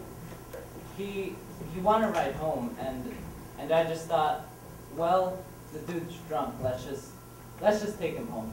When did you and Russ first talk about jacking him up? We kind of talked about it at the bar. Okay. What happened next? We drove him out past Walmart. We got over there, and he started grabbing my leg and grabbing my genitals, and I was like, listen, I'm not a faggot. If you touch me again, you're gonna get it. I don't know what the hell he was thinking, but I beat him up pretty bad. I think I killed him. What you beat him with? Blacked out, my fist, my pistol, the butt of the gun. Wondering what happened to me. I had a few beers, and I don't know, it's like I could see what was going on, but I don't know, it's like someone else was doing it. What was the first thing that he said or that he did in the truck that made you hit him? Well, he put his hand on my leg, slid his hand as if he was going to grab me. When that defense team argued that McKinney did what he did because Matthew made a pass at him, I just wanted to vomit. Because that's like saying that it's okay. It's like the Twinkie defense when the guy killed Harvey Milk and Moscone. It's the same thing. As much as part of me didn't want the defense of them saying it was gay bashing or it was gay panic, part of me is really grateful. Because I was really scared that in the trial, they were going to try and make it out to be a robbery or about drugs. So when they used the defense of gay panic, I felt this is good. If nothing else, the truth is coming out. The truth is going to be told. Did he ever defend himself against you or hit you back? Yeah, sort of. He tried his little swings or whatever, but he wasn't very effective. Okay. How many times did you hit him inside the truck before you guys stopped where you left him? I'd say hit him 2 or 3 times, probably 3 times with my fist and about 6 times with my fist. Did he ask you to stop? Well, yeah, he was getting the shit. What did he say? After he asked me to stop, most all he was doing was screaming. So Russ kind of dragged him over to the fence, I'm assuming, and tied him up? Something like that. I just remember Russ was laughing at first, but then he got pretty scared. Was Matthew conscious when Russ tied him up? Yeah. I told him to turn around and don't look at my license plate number, because I was scared he would tell the police. And then I asked him what my license plate said, and he read it. And that's why I hit him 2 more times. Just to be sure. So, obviously you don't like gay people. No. Would you say you hate them? I really don't hate them, but when they start coming on to me and stuff, I get pretty aggravated. Did he threaten you? This gay dude? Yeah. Not really. Can you answer me one thing? Why did you guys take his shoes? I don't know. Now I'll never get to see my son again. I don't know. You'll probably go to court sometime today. Today? So I'm just gonna go in there and just plead guilty or not guilty today? No, you're just going to be arraigned today. Is he gonna die for sure? There's no doubt that Mr. Shepard is going to die. So then what are they gonna give me, huh? 25 to life or just a death? That's not our job. That's the judge's job and the jury.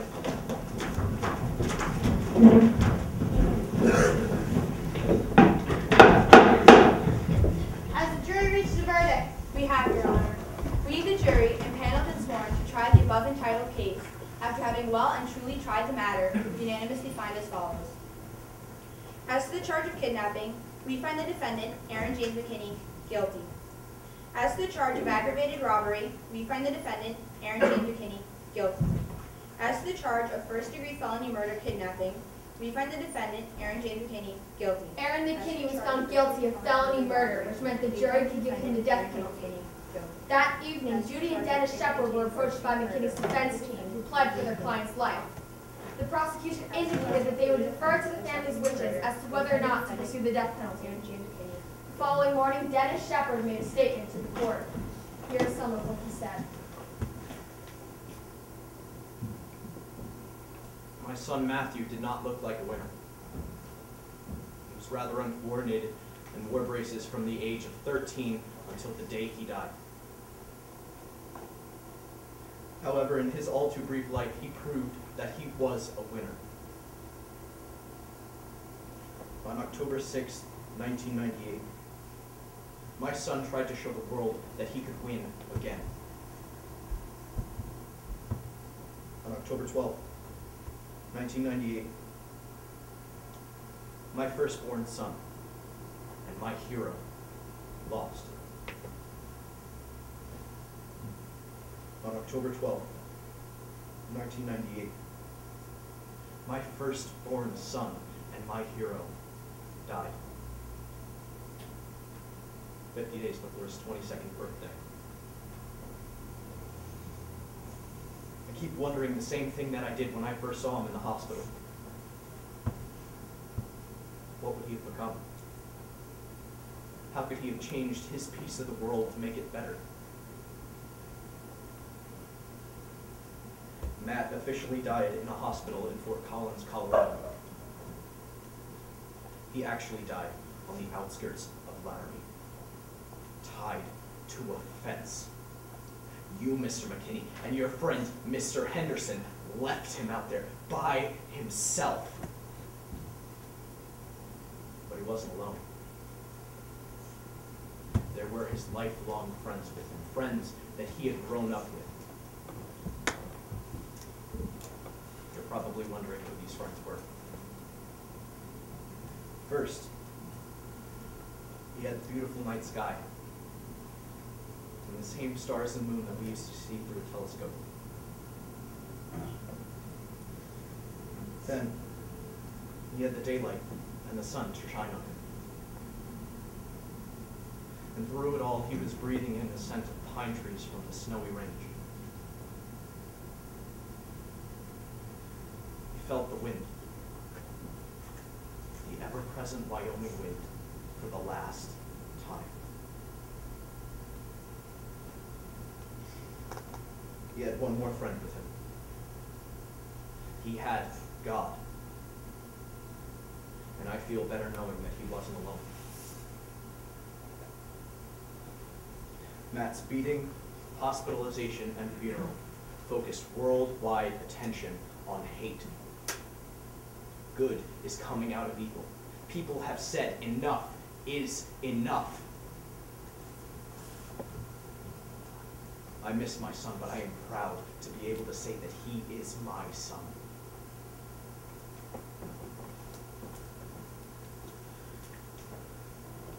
Judy has been quoted as being against the death penalty. It has been stated that Matt was against the death penalty. Both of these statements are wrong. Matt believed that there were crimes and incidents that justified the death penalty. I too believe in the death penalty. I would like nothing better than to see you die, Mr. McKinney.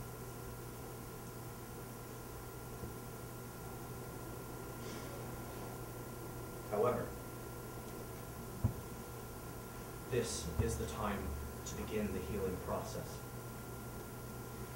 To show mercy to someone who refused to show any mercy. Mr. McKinney, I give you life, as hard as it is for me to do so, because of Matthew. Every time you celebrate Christmas, a birthday, the 4th of July, remember that Matt is it? Every time you wake up in your prison cell, remember that you had the opportunity and the ability to stop your actions that night.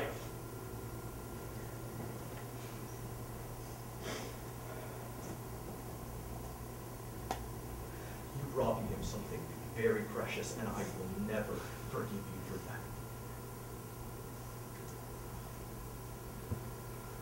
Mr. McKinney, I give you life in the memory of one who no longer lives. May you have a long life, and may you thank Matthew every day for it. Me and Debris hugged and cried, and everybody had tears in their eyes. And you're just so thankful, you know? And Mr. Shepherd was bawling, and that got me crying, and everybody. This is all we've lived and grieved for a year, daily. This has been my case daily, and now it's over. Maybe now we can go on and we can quit being stuck, you know? It just hit me today, the minute that I got out of the courthouse, that the reason God wanted me to find him was so he didn't have to die there alone, you know? And if I would have came along, they wouldn't find him for a couple of weeks at least. So it makes me feel really good that he didn't have to die there alone. Testifying in that trial is one of the hardest things I've ever done.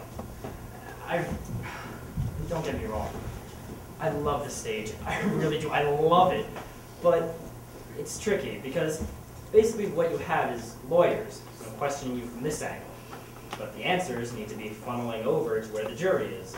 So what you have to do is establish a funneling system, and that's kind of tough for me because I'm a natural conversationalist, so it's only natural instinct that when someone asks you a question, you look at that person, make eye contact, and you know, the answer need to go to them. But it's kind of tough when you literally have to scoot over, change your position, in effect funnel over to where the jury is. But I was able to do that several times over the course of my testimony. On our last trip, I had the good fortune of seeing Jedediah Schultz play the role of Friar in America. After performance, we spoke. I didn't for the longest time let myself become personally involved in the Matthew Shepherd thing. It didn't seem real. It just seemed way blown out of proportion. You know, Matthew Shepherd was just a name instead of an individual. I don't know. It's weird, man. It's so weird. I just feel bad. Just for all the stuff I said about homosexuals. For the person I used to be. I just can't believe that I ever said that stuff about homosexuals, you know? How did I ever let myself think that that made you any different from me? This is Romaine Patterson. Well, a year ago I wanted to be a rock star. That was my goal, and now, now it's obviously changed in the fact that, throughout the last year, I've really realized my role in taking my part. So now instead of going to school to be in music, I'm gonna go to school for communications and political science, because I have a career in political activism. And, you know, whenever I think back to the angels or any of the speaking that I've done, you know, Matthew gave me. Matthew's like guiding this little path with his light for me to walk down. And whenever I get to like a door, he just opens it and he says, okay, next step.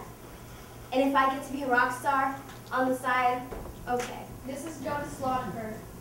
Change is not an easy thing, but I don't think people were up to it here. Those two boys got what they deserved, and we look good now. Justice has been served. You know, it's been a year since Matthew Shepherd died, and they haven't passed shit in Wyoming. At a state level, any town, nobody has passed anything anywhere. Anti-discrimination laws or hate crime legislation, nobody has passed anything. What's come out of this? What's come out of this that's concrete or lasting? We all said we would meet again, one last time in defense. I've been up to that site in my limousine, okay? And I remember to myself, the night he he and I drove around together, he said to me, "Laramie sparkles, doesn't it?" And where he was up there, if you sit exactly where he was up there, Laramie sparkles from there. With a low-lying cloud, it's the blue lights that's bouncing off the clouds from the airport. And it goes, tss, tss, tss, tss, right over the whole city. I mean, it blows you away. Matt was right there in that spot. And I can just picture in his eyes, I can just picture what he was seeing. The last thing he saw on this earth was the sparkling lights. We've spent the last 2 days packing a year's worth of materials and saying our goodbyes. We've been here 6 times and conducted over 200 interviews. Jedediah cried when he said goodbye. Marge was just lucky. When we asked her how Laramie would feel seeing a play about itself, she said, I think we'd enjoy it. To show us not the hellhole of the earth would be nice, but that all depends on how you portray us, and that in turn is up to how Larry behaves. As we were leaving, she said to me, Now you take care. I love you, honey. Doc asked me if I wanted to ghostwrite a book about the whole event. Galloway offered me, or anyone else, a place to stay if and when we come back to Laramie. He also seemed interested as to whether there'd be any open auditions for this play. We left Laramie at 7 in the evening. On our way to Denver, I looked in my rearview mirror to take one last look at the town. And I will speak with you. I will trust that if you write a play of this, that you say it right. You need to do your best and say it correct. And in the distance, I could see the sparkling lights of Laramie, Wyoming.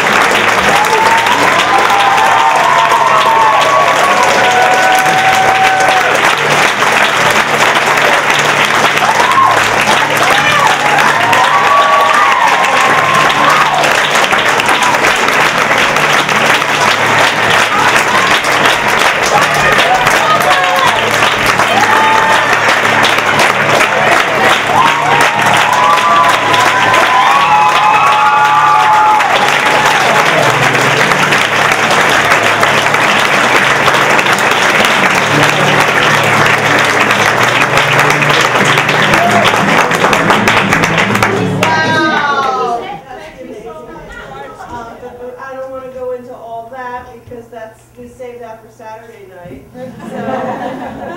But we have a special guest, and I wanted to bring her up, and then after she's done, I'm going to just say my thank yous, right?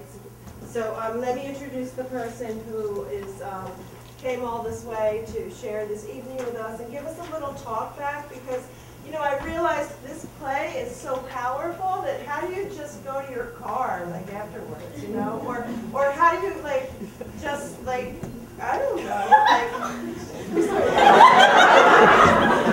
I mean, well, I live in New York. We don't usually have cars, but how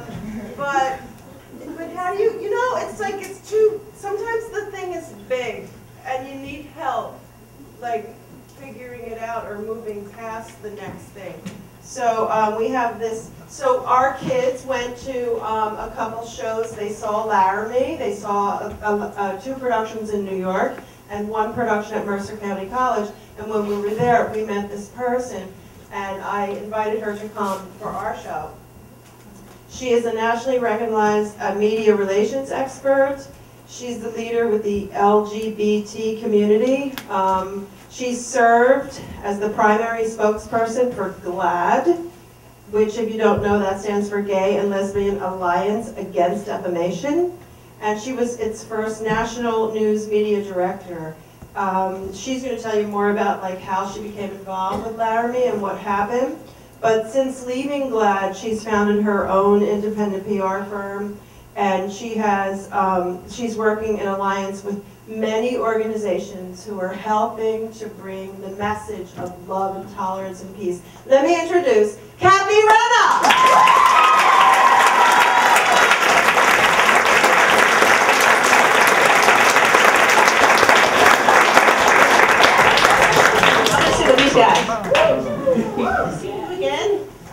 Wow, lights can't see anybody. I drove here from Queens, by the way. It wasn't that.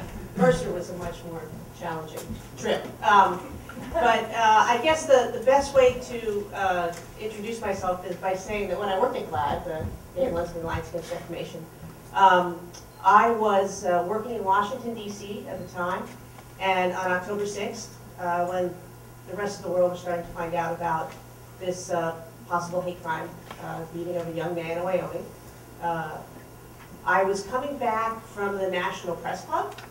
It was a press conference being held by a bunch of organizations that are, I call the other side, the Family Research Council, the American Family Association, others, and they were debuting a bunch of advertisements they were going to do on television for what is politely called ex-gay ministries, where they try and change people from being gay to straight.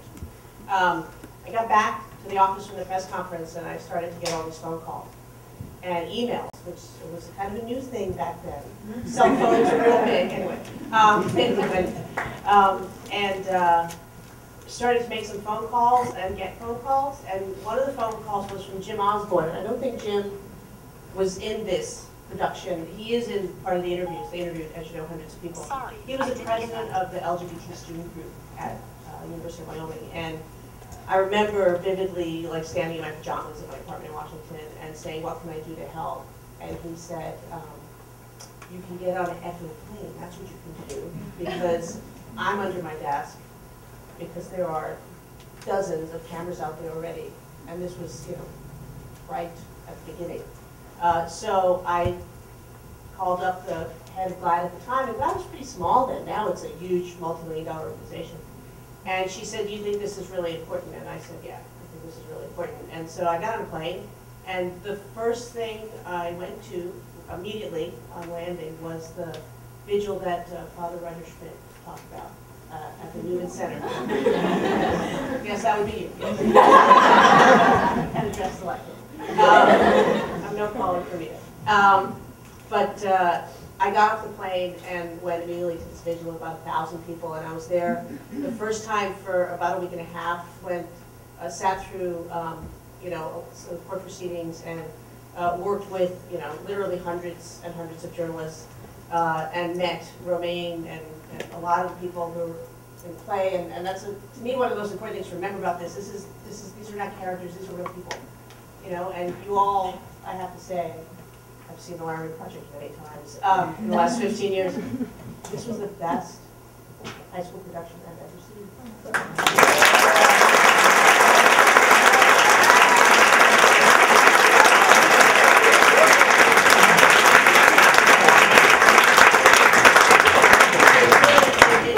It's interesting because I sit there, you know, and I know a lot of these folks. I have a meeting with Romaine Monday, so I'll get to tell her all about Romaine, you know, it's weird.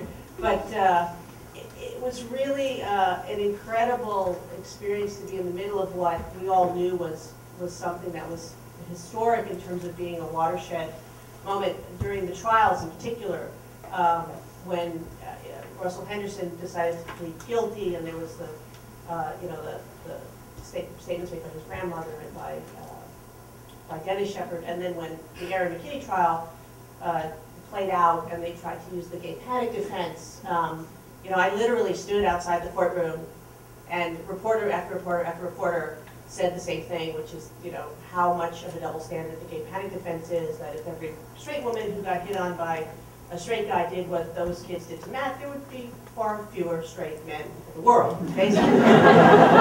And they always, oh, you know, it's kind of like, oh, she, you know, her skirt was too short, kind of thing, right? So it was really, we all knew, a very powerful experience and something that we were really helping change hearts and minds around the world. And you saw, and it was really great that you incorporated video. A lot of folks don't do that. So thank you to whoever put together.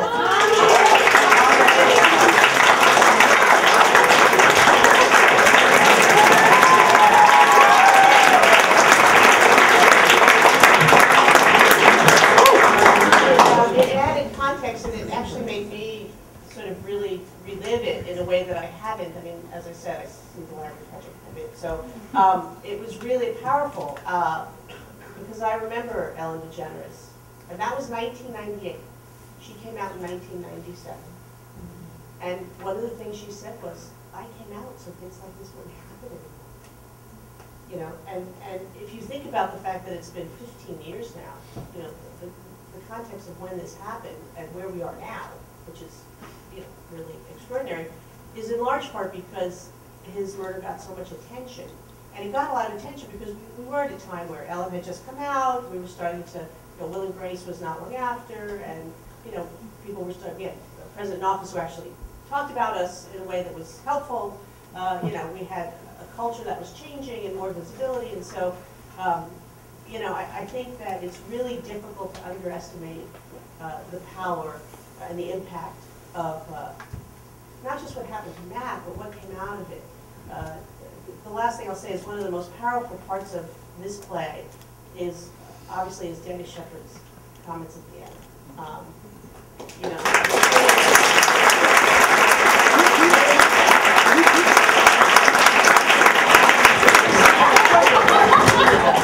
and you know, you could have heard a pin drop. You know, and I think one of the things he says, though, and this is part of their integrity as a family and as people, is when he said, good is coming out of you. And I think you can ask Judy and Dennis and anybody at the Matthew Shepard Foundation. I've been on their advisory board and I've worked with them ever since it been founded in 1998. The two things that have probably been the most impactful are the work of the foundation and his mom in particular and his family, and the Laramie Project. Because this play is one of, if not the most performed plays in America. I saw you did Our Town last year. It got called the new Our Town, like the Our Town of our generation, right? My generation, right? So one of you is going to have to come up with something next. But it really is extraordinary, the impact it's had, and part of it is that it's not just the way it changes. I'm sure you can all talk about how it's changed your life, right? The experience of being an actor. But also this kind of conversation and the conversation that happened after. So I'll actually, I wanted to ask you, can I ask them? Yeah. So I have a question for you all.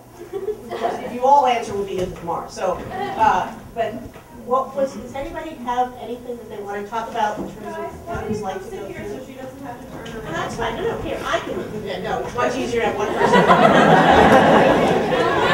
Logistically, what was it like to do this, and how did it impact you personally in any way?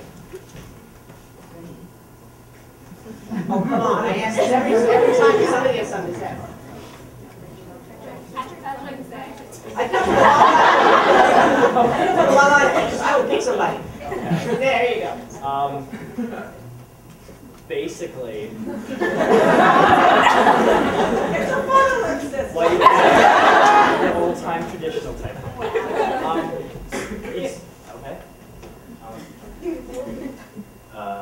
I've never really done like a show like this before, or at all. Last year was my first show, but this was really different because I remember when we started casting for it, and Miss Artis was sending out emails to the parents, like asking if it was almost like okay, or like if they would have any kind of like personal disbeliefs. in us playing gay characters or anything. So it was just something that I didn't really like understand then, even though it's only been like 6 months. It's something that's really eye-opening that like, even though every parent was obviously okay with what was going on here, like that kind of thing is still going on in the world, and it's just little things like this that are like the snowflake that starts an avalanche. The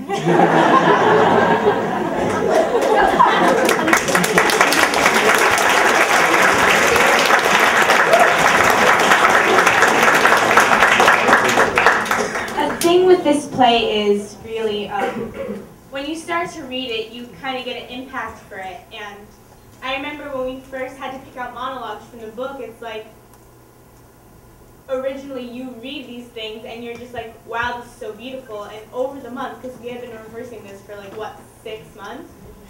During rehearsals, you kind of get what you think to be immune to it. You're like, yeah, you know all these things by heart. You're referencing it in your daily lives. Like, that's so weird. That's so weird. But then we come here today, and for example, I didn't expect to get emotional when some of these dialogues are going on, but then you're sitting there and you're hearing it again, and you see the audience reacting, and you're just reacting yourself. You feel emotional yourself. It's like one of those things, like, you can see it more than once, and it still is emotional.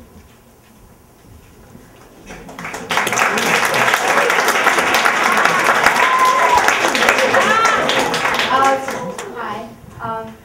Well, yeah, like what Kelly was saying, for the Dennis Shepherd monologue, I sit in that chair and I've seen that monologue so many times, and it took a lot, like, not to cry during that monologue, because you're being judged and you're like, okay, serious, but you know, it's hard. And another thing that really affected me is, I forget who says it. It's like basically that, like, which people could, the magnitude of which people could hate. Debbie! Yeah. And for me personally, the Baptist minister, he's obviously like anti-gay, homophobic, all those nasty things, and those aren't my beliefs. And we give Baptist such a bad like rep in this show, because like Reverend Fred Phelps, and like to me, it's really,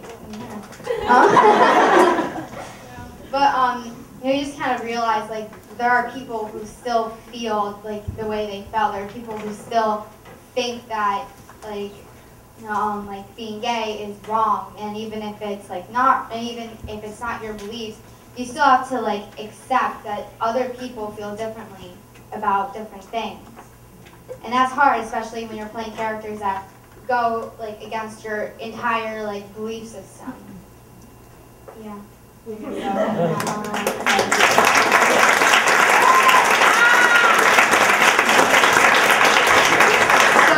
in the beginning of this process, we all got a paper, and in that paper, it's like, what characters would you like to have or possibly try out for? And I remember thinking, like, when I was writing these characters down, I don't know who any of these people are. Like, I don't know. Like, Reggie Flutie, like, her last name sounds like a musical instrument. May Patterson, she sounds like a leaf, a lettuce, leaf, whatever. So you don't really understand these people. And then after going through this process of 6 months, rehearsing, reading the script, becoming your characters, you don't just understand these people's thoughts, but you understand how this crime can affect people, themselves, the town, of this world. Like Zubaida said, this is not a crime that just happened in Laramie. This crime can happen anywhere. And it allows you to understand just how we all can be affected by this, and how this message pertains to us all.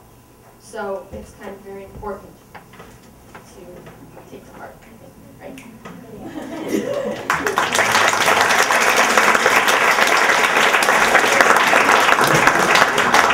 That's actually the other two things now I want to add. One is that, as I said, I've sat through so many productions, and they're all great in their own way. But I don't know that you all realize, often the productions of the Laramie Project from a theatrical perspective are very sparse. They're like literally like a couple of chairs, people step out and talk, step back.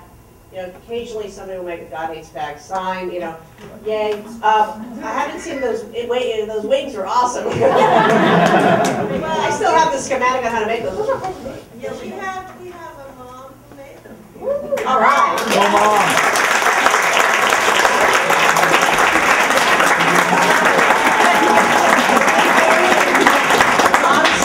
It was a big secret when they did that, you know. And I was standing in front of the courthouse, and of course Fred Phelps and it's really almost all, he doesn't do it anymore because he's very elderly and frail, but his daughter has taken over.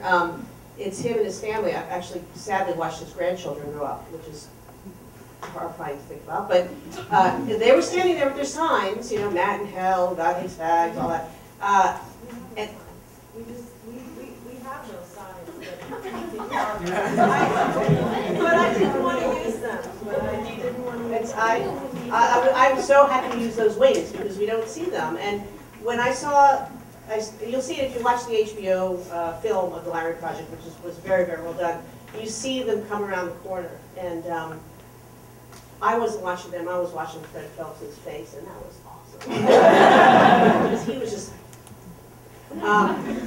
and then they did exactly what Romaine said. They very peacefully, like she stepped out and talked to the press for a moment. I have this really fun picture that I took of her, just like one angel surrounded by cameras. And then she stepped back into the line, and they just turned and they stood there. And I'll never forget talking to Carrie Drake.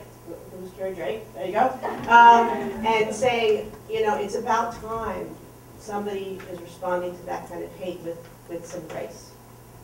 And I think that's the other thing that this play does, and you all did really, really well. One of the things I've never seen, is some of the production things you've done, like when the different people of faith, from Baptist to Steve the Unitarian, not sure if it's a religion or not. He's very funny. Walk in front of each other. You don't see the people interact that way on stage. I've never seen anything like it. It's really extraordinary.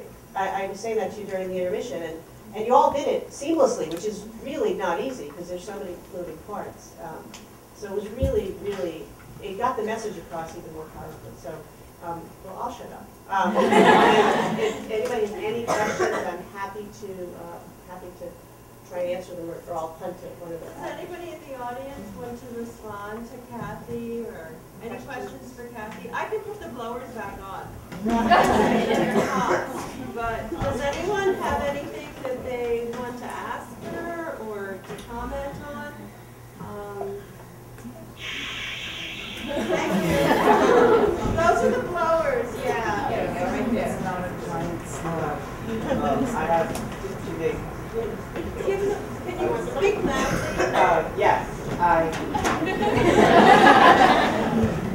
there are two things I want to say. One, I want to say to everyone in the cast, you did amazing.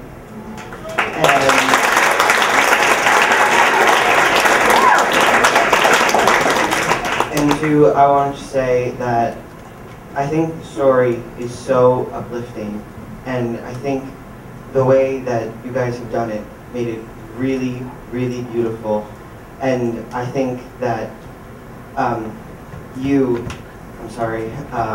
Cathy, I think what you said is so true and so touching, and it means a lot to meet you because you seem like a very awesome person.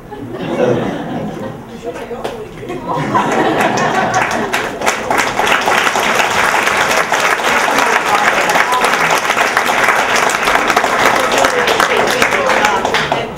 I think the other important thing is that, like, I take this very seriously. Yeah, no, I'm happy to read it. Because his story helped a lot of other stories get told. And that's what you all asked me about when we were at Mercer, which I was really impressed with. We were doing our homework. You did. You were asking a lot of questions. Well, again, I want to say to the cast, great job. Like, I was obviously so moved by this. Currently in the audience. And I just think that it's so important, like, that, I'm sorry, okay. It's so important that, that this is brought to high schools and this is brought to the forefront for everyone, I'm sorry, for everyone to see, because this is so prevalent right now, and it's so sad that it has to be so prevalent right now, even years and years after this happened. But it is, and it needs to be brought up, and it needs to be shown in schools, and people need to be exposed to it. And I'm so happy that you took on this project this year, because I think it's really, I mean, it has affected me, and it has affected so many other people. And thank you so much.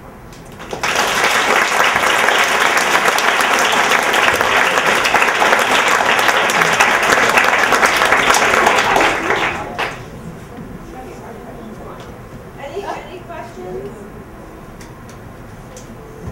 I'll just step on it. I just want to say I'm actually like really happy you guys finally put this on. A couple of years ago, I was art as a student, and we had wanted to do this show a lot, actually. Yeah. And I just want to tell about all of you guys that I'm very proud of everybody, and it was an amazing production. And I just wanted to ask you, how is it to see the show knowing that you lived this and you were there throughout the entire experience? It's hard. Every time is hard. Actually, every time is different. That's what I find really interesting, and what I keep coming back. A lot of us who are engaged in this, Remain and others, you know, and the folks at the Tectonic Theater Project, like they'll still go and work with folks doing productions and doing Q&As, because it's that ripple effect. It's that, you toss a pebble in the pond and you see what happens. And every time somebody does a production, it's basically the same thing. And also because, again, it's, somebody talked about how this story was really moving. It's not just, this is not a story about Matthew Shepard. It's a story about us as a country, a town, and how that town was impacted by something that happened, and something that, like, again, it was kind of like the gay panic thing. I stood and said to reporter after reporter after reporter, I flew in from New York, and it happens in New York. It doesn't just happen in the Wild Wild West. I tried to explain the context of the number of hate crimes that are still perpetrated against LGBT people in the community. I just did a TED talk, a TEDx talk, actually recently, about how Matt's story had such an impact on telling other stories. You started to actually see the media pay more attention to hate crimes once they realized that it was really an epidemic. And now we've progressed to the point where we're able to talk about, like as Father Roger says, name calling is an act of violence. We talk about bullying, we're talking about suicide in the LGBT community, we're talking about a lot more issues that I think this story really helps to open the conversation for. And I think that's really important, because I know we've made a ton of progress. I know we see a lot of discussion in the media about marriage, and we're seeing progress legislatively and culturally and visibility and otherwise. But on the ground level, day-to-day lives of many people, homophobia and transphobia are still an issue, particularly in families. It really starts with families and in schools and churches and communities. And so the more this gets done, the more progress we make for a world where all of us are able to live safely. As Rob DeVries said, with this America, nobody has to be walking around being afraid, just being figured out. There actually is federal. It took us a while, and it took us. And I was actually there at the White House with that was the Shepard family and James Burr's family. So it's the first federal legislation that included sexual orientation and gender identity, and it's the James Burr, Matthew Shepard case. And so what that does essentially, it does a number of things, but essentially what it does is, if what happened in Laramie in 1998 happened now, they would be able to ask the federal government for help. When they did the trials, they almost bankrupted that town, because first of all, they weren't used to like hundreds of media and all these people, and I mean, sure, the local community's economy was probably helped somewhat, but the police force was just overwhelmed with the cost of the investigation. They had to have metal detectors and bomb sniffing dogs at the trials.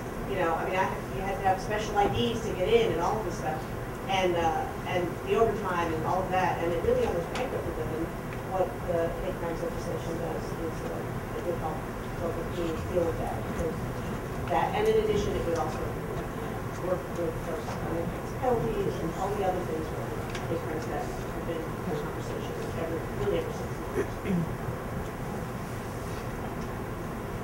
So, we live in this area. I mean, I've spent my whole career in the garment business from the 80s, watching friends die and stuff, and I'm embarrassing my daughter. But but then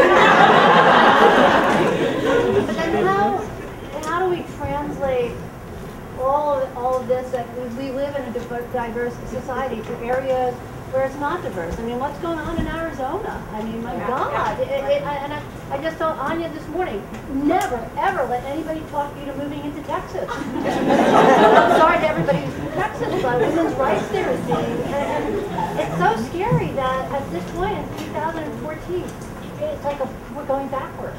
And well, I mean, it's interesting. We're going forwards and we're going backwards. It's like it's really, we're in a flux. I mean, all I do, my work is all related to LGBT issues and sort of the nexus of media. So one day I could be working on some, incredible marriage victory in Washington, D.C., which I got to work on a number of years ago. And like this week, I've been consumed by the fact that for 92 years, and this is like the 21st year that they're still petitioning, they won't include LGBT veterans in the St. Patrick's Day Parade in South Boston. Like, really, it's 2014, okay? And yet, they've once again denied the request by LGBT veterans who can now serve openly, thank you, no have to tell, being appealed, right?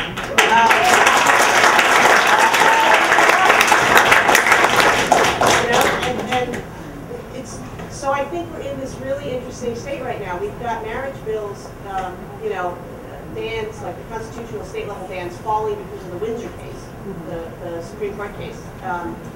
But then you've got like the Arizona bill, which luckily she vetoed, but now it's popped up in Mississippi. We're voting on it today. And there are, I think, a half a dozen other states considering a similar thing because of the progress, a lot of the anti-LGBT forces, which are predominantly organizations that use religion as their argument,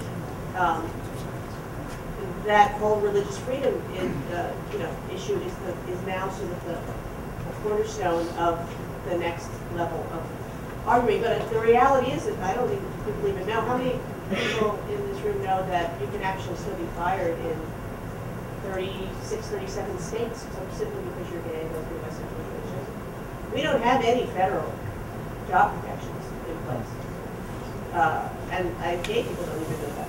To be honest, all polling has shown that the majority of gay people don't even know that. So we have a ton of work to do, and yet we've also made this progress. So to me, at the end of the day, it's like the work I do. It's like tell your story, talk to people, be visible in your community, whether you're LGBT or an ally. And if you have people in your life who are LGBT, be supportive of them, and help them, be able to live their lives to the fullest. Because I think that's what, it really makes me feel good to see. I don't want to know how old you guys were when it was 1998. I really don't. Yeah, I know. Whatever. I know. But the reality is, when I met the folks that came to Mercer, and when I meet teenagers and young people now, it's a non-issue. They've grown up with LGBT people. So nothing but progress. We're I think past it, but I think we just want to question? I had a good question. So I was really struck by the unconditional love that Matt's parents expressed for Matt, and a lot of gay who don't have that kind of support. And I know I started liking that. I was curious if there's any resources that are available to families who are struggling with their own kids coming out that you could share. That is an excellent question. Yes, I did. I have the pleasure, and I try and focus on working on issues that I really very near and dear to my heart. I have been extremely lucky. I have a family that they're so supportive. It's like I can't, joke mom, just take with me. They're just amazing, and I know that that's not the case for many of us. And I work with a group called the Family Acceptance Project. We're based out of San Francisco State University, and Dr. Caitlin Ryan, who runs it, is incredible. She's done the only evidence-based research that really shows the impact on coming out and rejection or acceptance of kids when they're LGBT by their families. And I brought some resources. Yeah. Whenever I go to schools, I always bring them. This is really incredible. It's on the website for free download. It's in English, it's in Spanish, it's in Chinese. We also just did a version for Mormon families, and we're working on a couple of others that are Baptists, probably coming soon to a theater near you. Some other faith traditions that we know are struggling with this. To all jokes aside, I mean, the Mormon community, we've had thousands and thousands of people download this booklet and say, if it wasn't for this booklet, my kid wouldn't grow up. Because the suicide rate amongst young, particularly Mormon young gay men, is appalling. So I left materials, and I encourage any of you who are interested to get engaged and involved in these organizations that are doing great work, and the Family Acceptance Project is just one of them. Well, I think it's been a long evening of theater. But it's been an amazing evening. So I want to thank Cathy Renna.